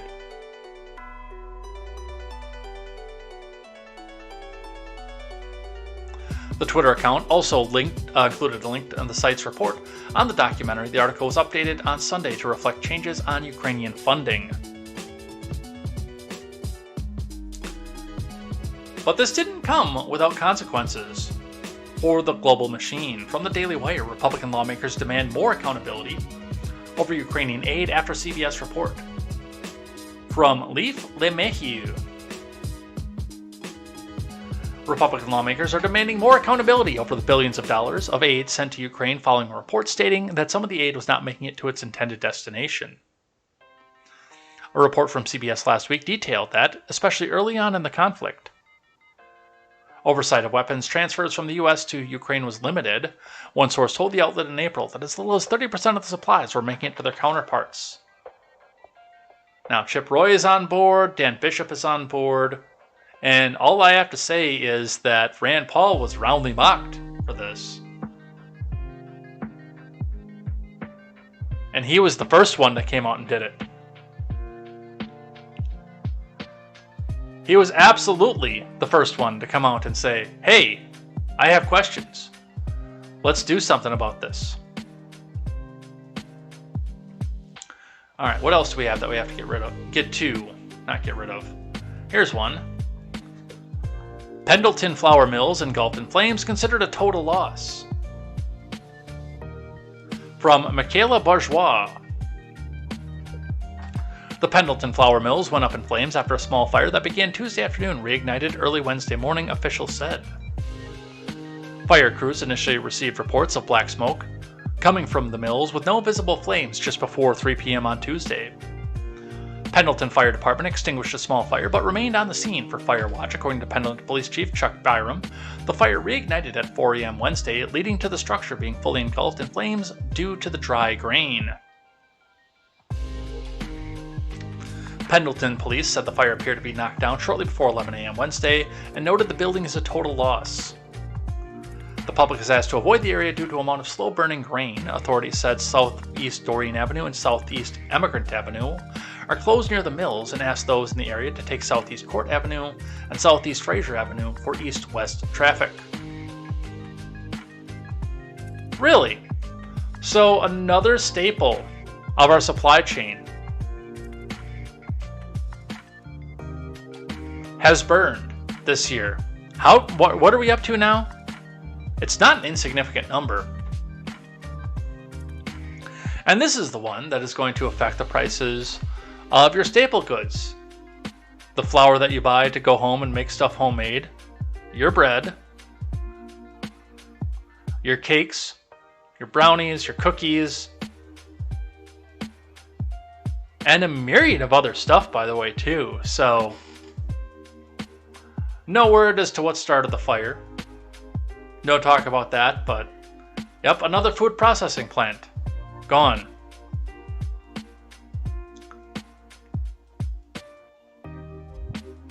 From CNN, speaking of processing and supply chain issues, and the fact that we said at the top of the show gas is going up slightly around here, Cuba's worst ever fire brought under control after burning for 5 days at oil depot, officials say. Coming to CNN from Reuters. Firefighters on Tuesday finally overcame what officials described as the worst fire in Cuba's history, that over 5 days destroyed 40% of the Caribbean island's main fuel storage facilities and caused massive blackouts. Reuters witnesses reported the raging flames that ravaged a 4-tank segment of the Matanzas supertanker port had died down when the towering plumes of thick black smoke streaming from the area were diminished and now mostly gray. Matanzas is Cuba's largest port for receiving crude oil and fuel imports. Cuban heavy crude, as well as fuel oil and diesel stored in Matanzas in 10 huge tanks, are mainly used to generate electricity on the island.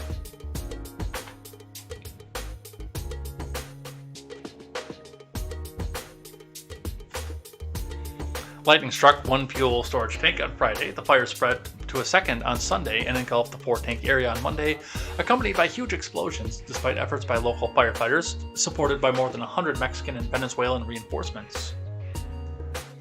Firefighter Rafael Perez Garriga told Reuters on the steaming outskirts of the disaster that he worries the fire would impact the power situation in the country. Yeah, there's going to be that, and there's also going to be what happens to this country.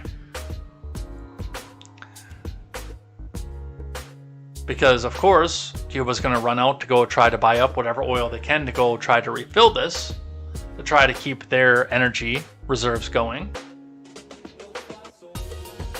And while it's probably not a huge consumer of oil, on a supply chain that's already strained by war efforts in Russia, war efforts in China and Taiwan, and cutting off the fuel oil production in this country, We found another strain.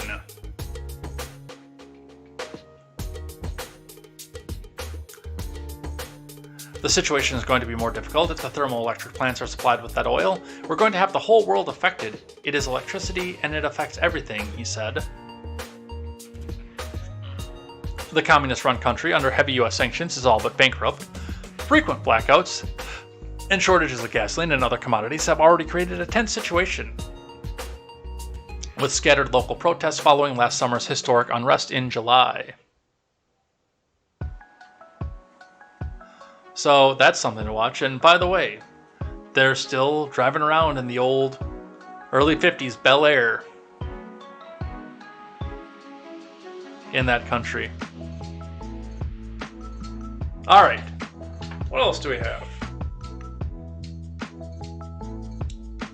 From CNN, U.S. Justice Department to charge Iranians with trying to assassinate John Bolton. From Hannah Rabinovitz, Marshall Cohen, Jennifer Hansler, and Kylie Atwood. The Justice Department announced criminal charges Wednesday against a member of Iran's Islamic Revolutionary Guard Corps for allegedly trying to orchestrate the assassination of John Bolton, who served as a senior national security position during the Trump and Bush administrations.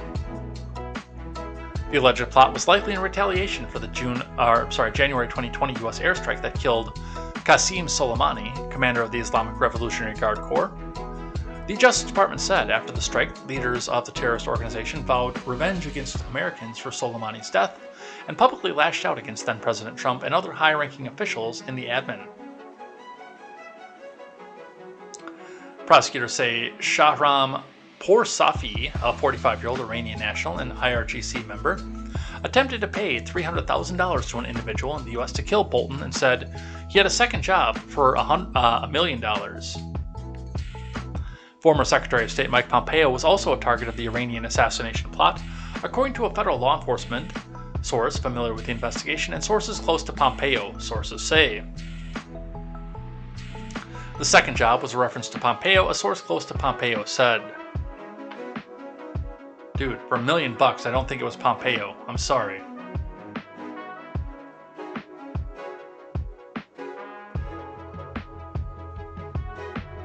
A known Iran policy hawk, war hawk, you mean. Pompeo served as Trump's Secretary of State at the time of the airstrike that killed Soleimani. He was informed directly by the Justice Department last week that he was the second target of the IRGC assassination plot, a source close to Pompeo told CNN. So, they're operating over here.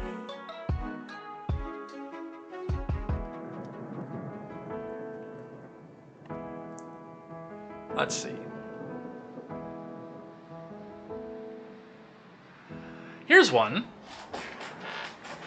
New Langya virus infects dozens in China. Why experts say you shouldn't panic. From Adriana Rodriguez.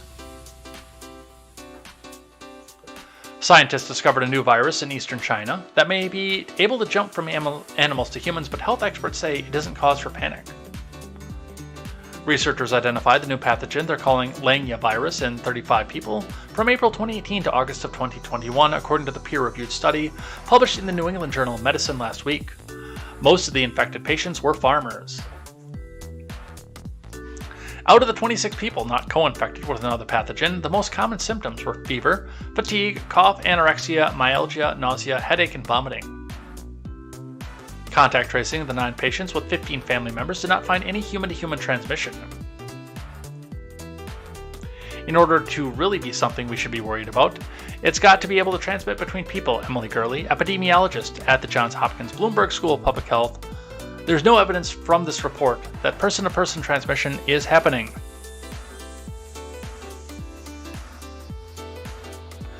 Just in time for midterms, because, coronavirus is gone. NPR is even coming out and saying, no, you don't need to isolate anymore. It's fine. Don't worry about it.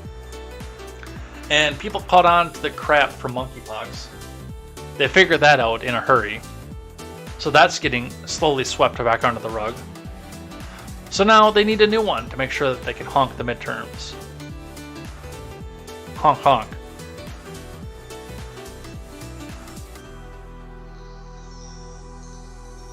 What else do I want to do? What else do I want to do?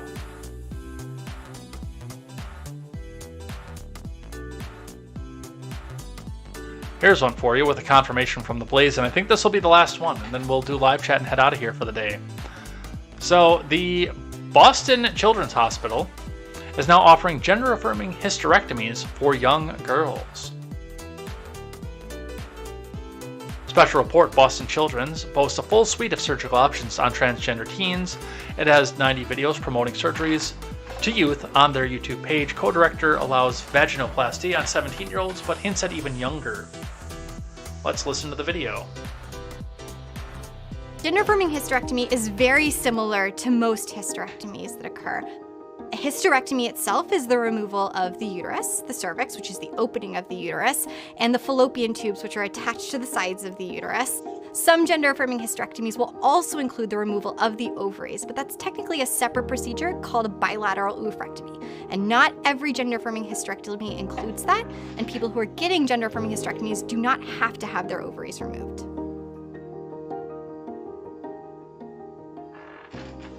Gender-affirming hysterectomy is very similar. Shut up. At the Children's Hospital.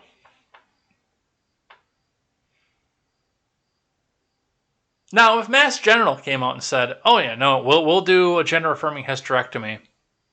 You know, be an adult, informed consent, etc." Do that. But this is at a children's hospital.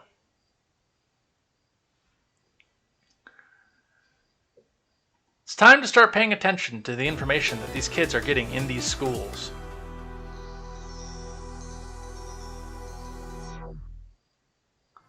From the Blaze, Boston Children's Hospital scrubs videos touting gender-affirming hysterectomies for young girls after online criticism. From Carlos Garcia. Boston Children's Hospital touted gender-affirming hysterectomies for young girls in a video unearthed by the popular Libs of TikTok account before scrubbing from YouTube.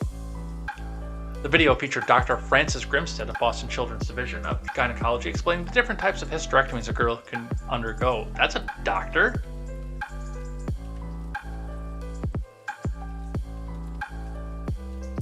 I guess I didn't see the credentials. Is she like one of those Doogie Howser doctors that started private practice at 14? Maybe it's just age bias because I'm getting older, but I didn't think that this girl was much more than 22 or 23 when I listened to this. That's... wow.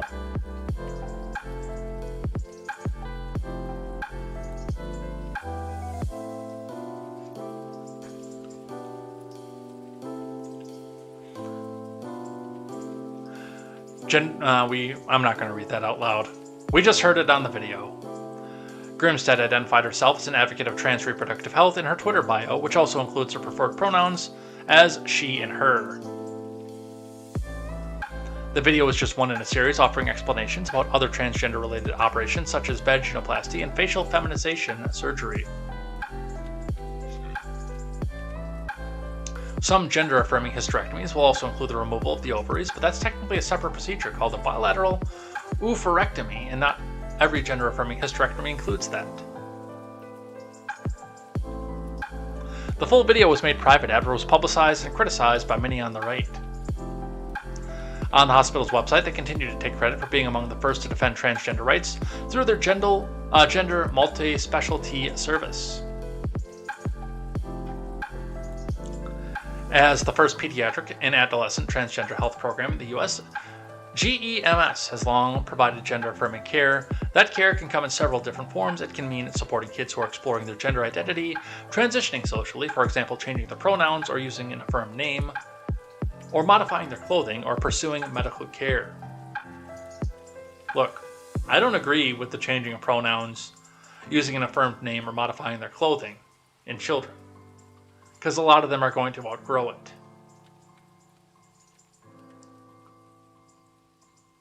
But if it must be done, we gotta draw the line at that.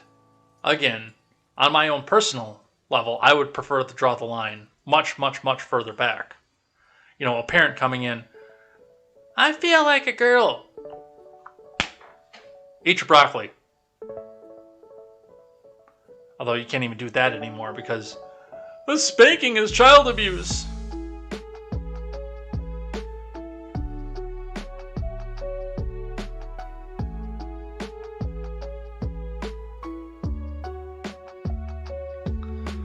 But if they've got to go down this messed up road, if you feel transgendered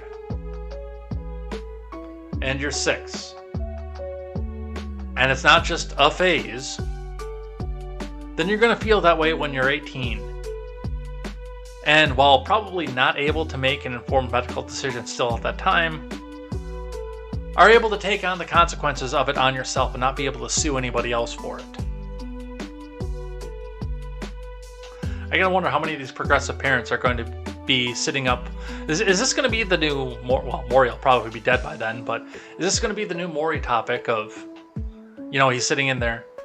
Oh, well, the topic today, the question is, we've got these group of people in here. Why did you let me change my gender at a young age? Hey, let's bring out the parents first. That's how I picture Maury in, my God, just 5 years.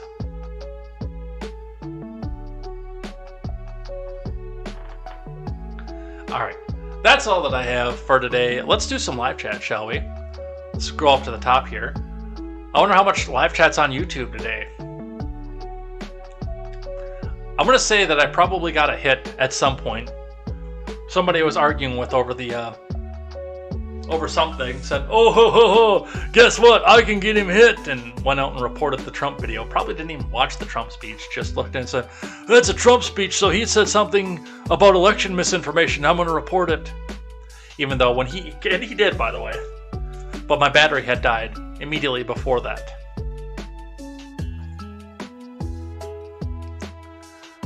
All right, looking back to the top, I think we can get through everything though. So let's just start with this. So a little bit of light on chat today, but a lot of viewers. And again, I don't really mind if you guys aren't chatting over there. I know that you're at work, you're in the car, you're etc. But I'm just so thankful that you guys are giving me the viewership, sharing with your friends, telling everybody else. And I will make a decision on whether I do the backup channel or if we just use the other platforms because of the strike. On Monday, we had Ron Helton, Quest Fanning, Arvold, Chilaga 1984, Horatius, and Randy Crush Saga. On Tuesday, we had Horatius, Randy Crush Saga, Board Over V, Quest Fanning, Hoser for Life, and Arvold.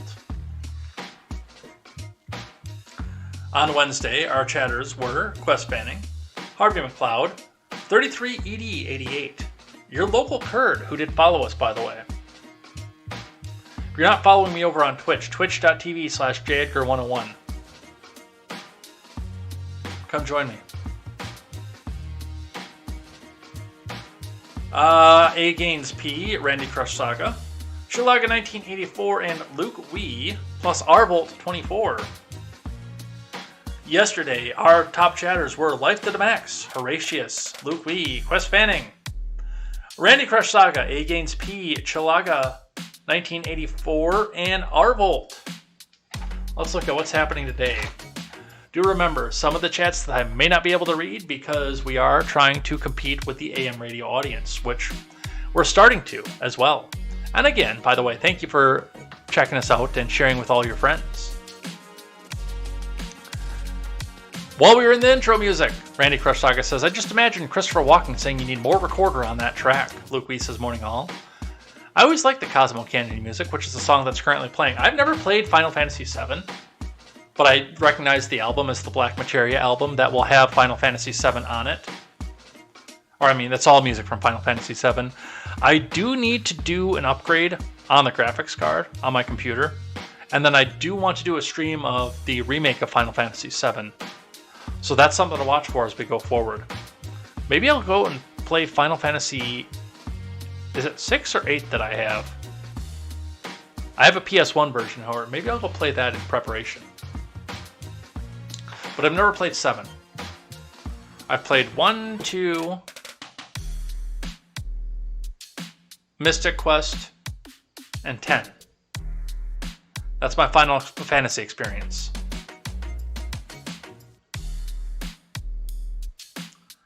Let's see, what else do we have here? Randy says... Oh, Ron Helton's here. Morning, Luke. Randy says, flour's no joke as far as fires and explosions. Under certain concentration, it's basically gunpowder. Kind of. Not quite, but I do see where you go with that. Especially if it's dry.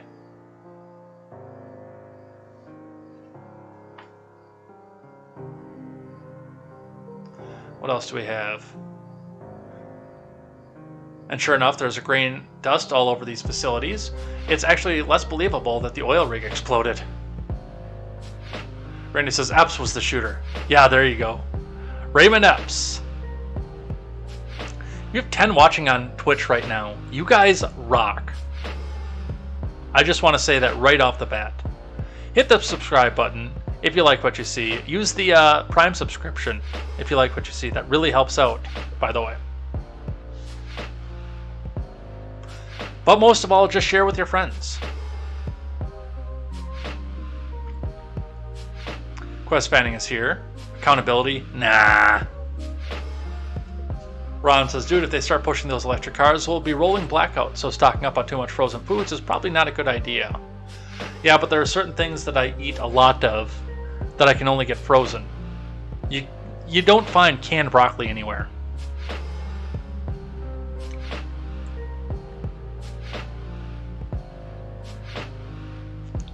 Ron says, sorry folks, but we have to leave this corrupt government system. Let it rot. Oh, they'll come back for us.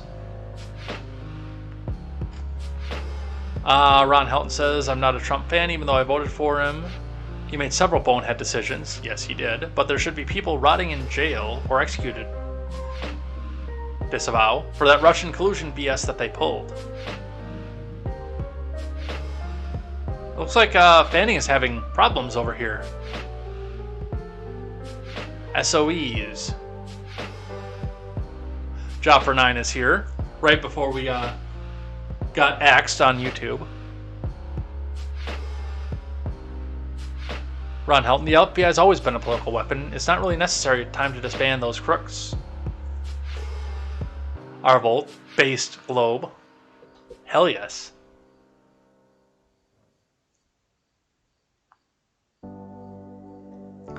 Jubak Shalom is here, which I feel like just by the context of the conversation, I think I know who that is, but I don't know who. Like it's somebody that I think that I know from either a Stephen Ignoramus stream or a Porch Boy stream, but I don't know who it is. I hope that will be made revealed at some point, possibly on the Discord. Join the Discord, by the way, too. You'll get updates on when we go live. You will get updates on when there is something like that. I'll give an update on what we're going to do about the backup channel and streaming on YouTube next week, because I guarantee you that my appeal is going to get denied. I went for 3 years without a problem on this platform, and I accepted the strike from Stephen Ignoramus, because that was the inferred risk that came with letting somebody else stream off of my account in a place that I wasn't in control of. I accepted that. It happened. We went on. Stephen is still one of my favorite human beings on the face of the planet. Nothing about that is going to change. No matter what.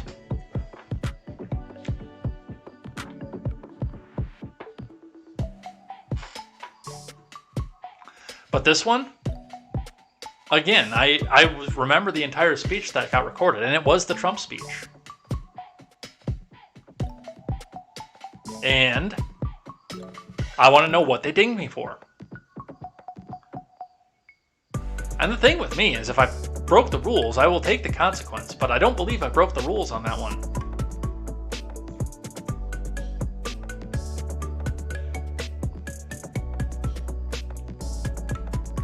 Ron Helton says, I don't think they treat Nixon as bad as they have Trump. Trump upset their plans when he won, and they have been pissed ever since.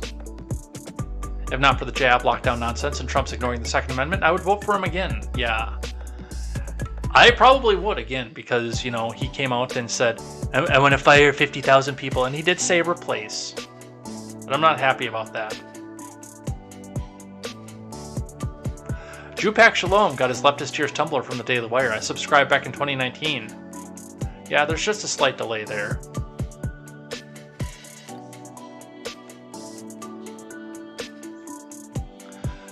If Trump admits he made mistakes, then that might be a different story, but he has to promise to adhere to a strict application of the Constitution before I would vote for him again. Shalom says, seems like he didn't care about ethics when he ordered the search warrant. Ben Wild 187 is here because everyone knows you hide nuclear secrets in your wife's wardrobe. Ron Helt says it was a panty raid. Was it on PJ Patriot last night where they said, yeah, this is the largest panty raid in history, or the most significant panty raid in history? Oh, it's Goats and Scarves. I know who it is now. I was going to say, I thought that I knew who it was. Ben, absolutely, you're going to see Melania's panties show up as on OnlyFans. Just a guess, I know a guy that got a temp ban on Twitch for discussing Uvalde.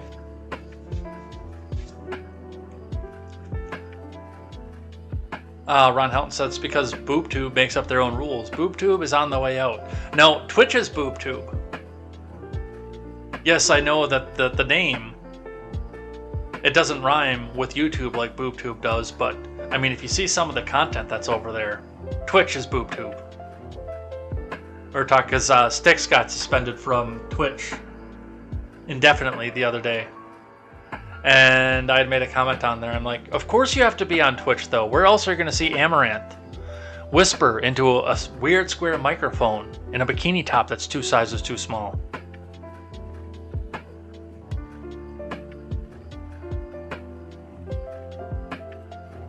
Radio! Morning radio.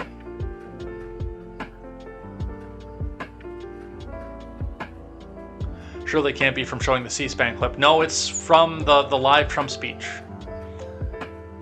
I did, while we were listening to the Garland video, do a bit of digging and investigation into it, but yeah, that's what it's from.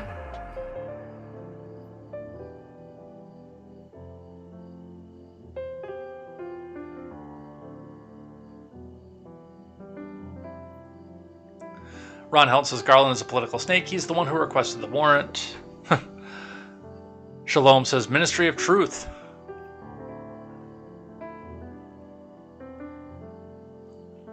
Randy says if Trump's counsel was on site, why would they have broke into the safes? It's another question. That's a really good question, actually. I don't know the answer to that. Ron says the FBI needed to be disbanded, and this was before this raid. Russiagate proved just how dishonest and crooked they are. All this going on makes The Blacklist feel like nonfiction. I've never seen the show The Blacklist. I read a Brad Thor book called The Blacklist that was really good. But that was about a dude who was cut off from the FBI and hunted by the FBI. That was a really good one. Gaines says, I wonder if they did a Mission Impossible style safecracking with agents suspended from the ceiling by a rope. And, in a truly surprising fashion, A. Gaines P. mentioned agents suspended from the ceiling by the rope, and Ron Helton stayed very silent. Thank you, Ron Helton, for that, by the way. At least make your workday entertaining. Shalom says overrun on raid agents going missing.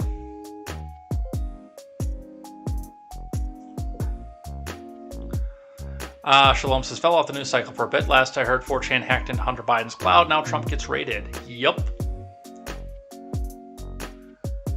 He'll be the muscle for the stream. You know what? I can make that happen. Because now that I know who you are, I'm okay with doing this.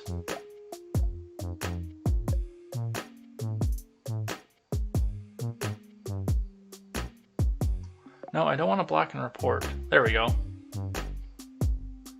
Now that I know who you are, I have no problem giving you the Twitch sword. There, now you are the muscle for the stream. Review the rules that are in the Discord, because they're the same as the rules that I expect applied on Twitch. Randy says the problem with the Hillary thing is that she was dead to rights caught, and they just keep making stuff up for Trump that never sticks. Teflon Don. Ron says, no, it doesn't have to be in New York. It's a federal matter, but it could be in New York in a federal court. She violated federal rules, not state.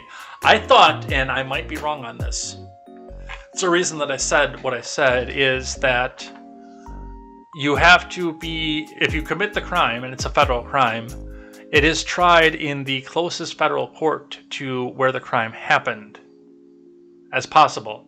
Now, of course, if it's running all across the country, they can just pick one, but that's why I had said New York, because that's the closest, because there is a federal court in New York, obviously. So I would think that because of, what's the city that she's in? Chappaquiddick? Because of her Chappaquiddick home, that she would be tried in Manhattan for something like that? It's not that easy to liquidate hard assets without taking a huge loss. Yes, that is another thing too, and that's why we do the Bitcoin every morning. In spite of the fact that I know Ron doesn't care for Bitcoin, because if you can't hold it or mold it, you should have already sold it. That is probably one of the most liquid and fastest assets that you can get cash in your hand for. Stocks, buildings, homes, etc. Those take time. Bitcoin, especially if you have a significant amount of it, you can have it in your hand within 20 minutes. Harvey McLeod says, reliable information. Arvel, we didn't start the fire. Shalom says, gas has gone down $1 in Kentucky. Yeah, it's a little over $1 down here, but it's starting to come back to the upswing. Arvolt says, hula hoops, Castro, Edsel is a no-go. Is that an Edsel? I thought that was a Bel Air. Ron says, my local gas station had a high of $5.29, now it's $3.69. Needs to be much lower to restart the economy. Yes. Ben Wild, the new virus. Wait, I got this t-shirt. Arvel had a lot of fun with this one. Government, no reason to panic. Me. Oh shit, must be really bad. No human-to-human transmission. Wait, I know this one. This is child abuse. Horrifying. Shalom says, I think a lot of these people that support hormone blockers and hysterectomies for children also cry about circumcision. Not so much on men, but especially female circumcision, they cry about.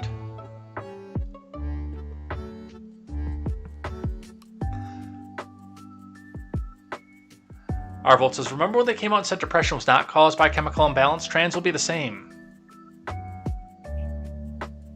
Trans people suing their parents on Judge Jerry Springer. Yes.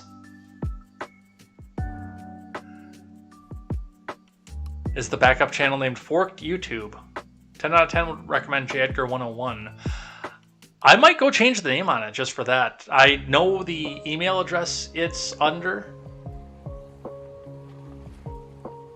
but it doesn't have enough subscribers to have a long enough or a custom extension. So, because I've never had to use it. Twitch Rubate, which is a new name here, says we should be careful operating or giving medical treatments to young people who want to change gender. Instead, they should be involved in discussion on why they feel that way, and so on. I know it's not that simple, but it's a better start than what we are doing right now. Yes, and that's the thing. And that's where I said too, if you feel this way, it's the puberty blocker things that really bothers me, especially with the stuff about the cheese pie in the fence store. The thing that really gets me with the cheese pie in the fence store stuff is, you know, what do puberty blockers do? Is they keep you young, they keep you from going through puberty, which would keep you from aging. And now all of a sudden you have a mass of people who are Democratic supporters who look like little kids but are legal. I mean, there is some sick stuff that goes on in the head of the elites.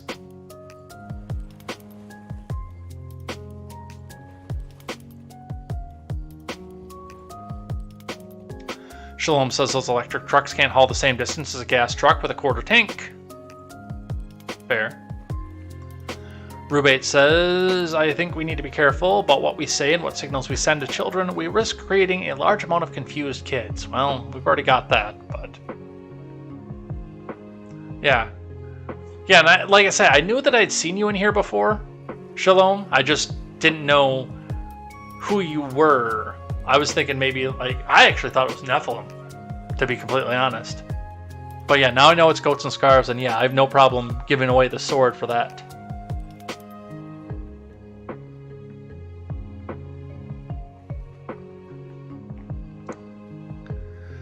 Twitch says Twitch is an extreme left-leaning website, just like the majority of social media, or Twitch-turbate, as I call them these days, allowing underage kids to watch girls in bikinis spreading their legs while stretching. Yeah, and I mean, I'm not gonna lie, there are a couple of the girls that I follow on Twitch just because they're good looking. I don't dare talk about my politics in their stream.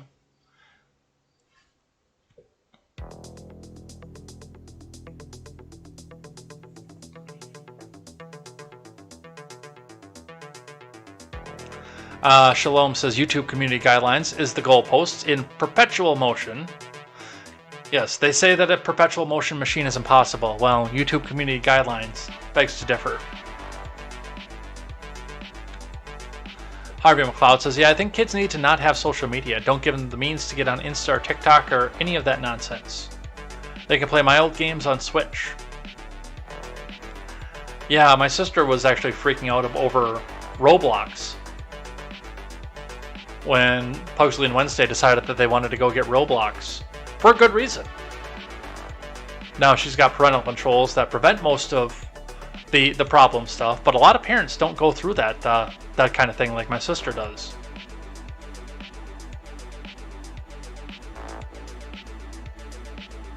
Twitch Rebate says yes, so they can go outside and play with other kids, get some fresh air, learn how to appreciate nature, etc. I mean, why not both?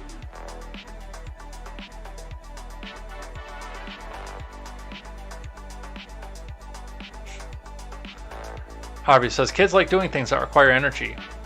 Running around, going to the park, gymnastics, football, etc. I like those things too, by the way. Harvey says, full stop, I did not get my son circumcised. Well, that is your choice. I believe you're Catholic, though, so that seems like that would be contradictory. I don't know if you are or not, but I believe you're Catholic, are you not? I don't know. That's really between you and Mr. McLeod and little baby McLeod, so that's not really a lot of our business, but I was just surprised by that, honestly. I am, and I'm not even Catholic. I wasn't raised Catholic either. I was raised Lutheran.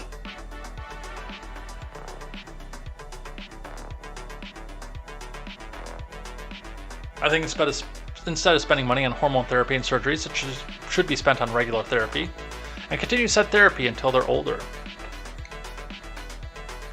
Once they're adults, they can decide. Yeah, Twitch Rebate. Yeah, if you want to stick around, hit that follow button. We'd love to have you again. We're here every morning, every weekday morning. We're not here on weekends. We're here every weekday morning, so we'd love to see more of you around here. Or again, hit the Discord. Come in and we'll get some conversations going. I'm trying to build more Discord. It's hard when you work all the time. Get more conversations going, get more voice chat going, stuff like that.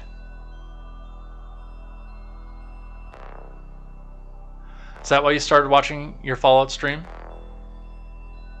You are cute, but I don't go after married chicks, so.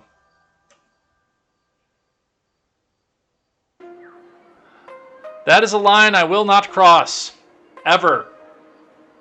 Because I know how much it sucks to be the other guy on the other side. It's a respect thing. When Liz left and I was so depressed, and it was because she'd been leading me along too, so there was some fault on her side too, but still, I don't want any other dude to feel the way that I felt that day when I heard, I have something to tell you and you're not going to like it. I don't ever want to foist that on somebody else. Unless he's slapping her around, then we'll have a conversation about that.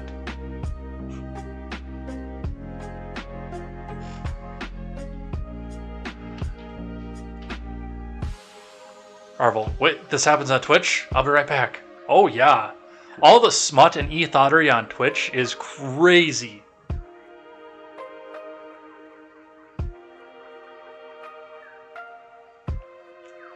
Harvey is Southern Baptist. But the point is, we're not Jewish. Shalom. We're not. Mr. McLeod and I aren't. Yeah, I guess maybe I just did make an assumption on that because of your Mexican heritage, and I've said before, the Hispanic community does tend to be largely Catholic. But I had thought that you'd mentioned being Catholic at one point too. So I apologize if I misrepresented that.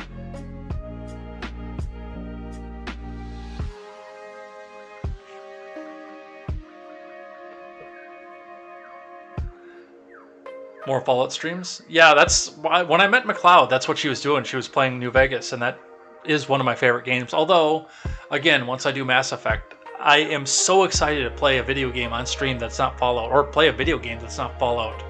On my off time, I play StarCraft 2. Or Stardew, one of the two. Ooh, I gotta get out of here. Arbold says, Harvey's a funny name for a girl. Harvey says, it's an alias. I watched my New Vegas stream on YouTube the other day. It's so funny. Yeah, Mass Effect is fun. It's highly recommended, and I have done a good job of avoiding spoilers on a 10-plus-year-old game. So, fairly excited for this, but I know we'll be back over the weekend doing some more Fallout 3. Wrapping some of the stuff on that. I do want to do a little bit more exploring than what I've done so far, but I also kind of want to wrap it up. And I know that we'll hit some of the other sites on the game after the main story with Broken Steel. We're not going to hit all of them, but I know we'll hit a lot more. But also, yeah, run out. Dive into a cave. Maybe do a little bit more of the metro station. It's funny because I've said on end how much I love the metro system in Fallout 3, and we've barely touched it. We've almost entirely not touched the metro system, and it's one of my favorite aspects of the game. I'm an old Diablo player, so the dungeon diving aspect is very, very appealing to me.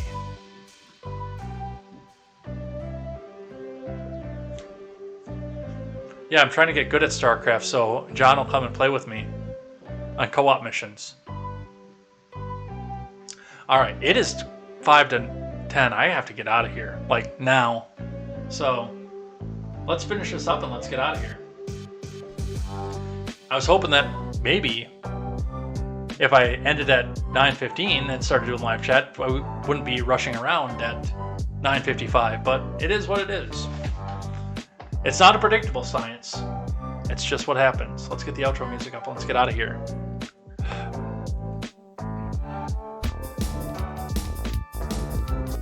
So, hiccups again. Thanks everybody for coming by, hanging out, chatting in the live chat. Everybody who's been with us through the week, we'll be back here next week for more contemporary news on the Discord as what we're going to do about the YouTube situation. But as we saw from this, a lot of you don't really even watch on YouTube. I mean, it's nice to get out there and have it for posterity, so I don't have to go back and screw around with the videos on demand. But yeah, I get almost no live streaming audience on YouTube, so I don't know if I'm actually going to wake up the backup channel for it or not, because there's so little engagement on that platform. We'll find out. We'll see what goes on with that. We'll talk about that. But otherwise, come back here and join me Saturday, potential, most likely, Fallout 3 stream. Monday, more contemporary, and Monday night, another Fallout 3 stream for that. So definitely looking forward to seeing you guys for that. Love to see you guys here. Love the interaction. This has been probably one of the most interactive streams that we've done so far. A lot of stuff going on here, a lot of chatter. Love to see it. Helps boost the profile over on the Twitch side too, so thank you guys for that. We will see you here next time. Stick around for the raid, and until then, I am Jay Edgar, and this is Contemporary. Take care.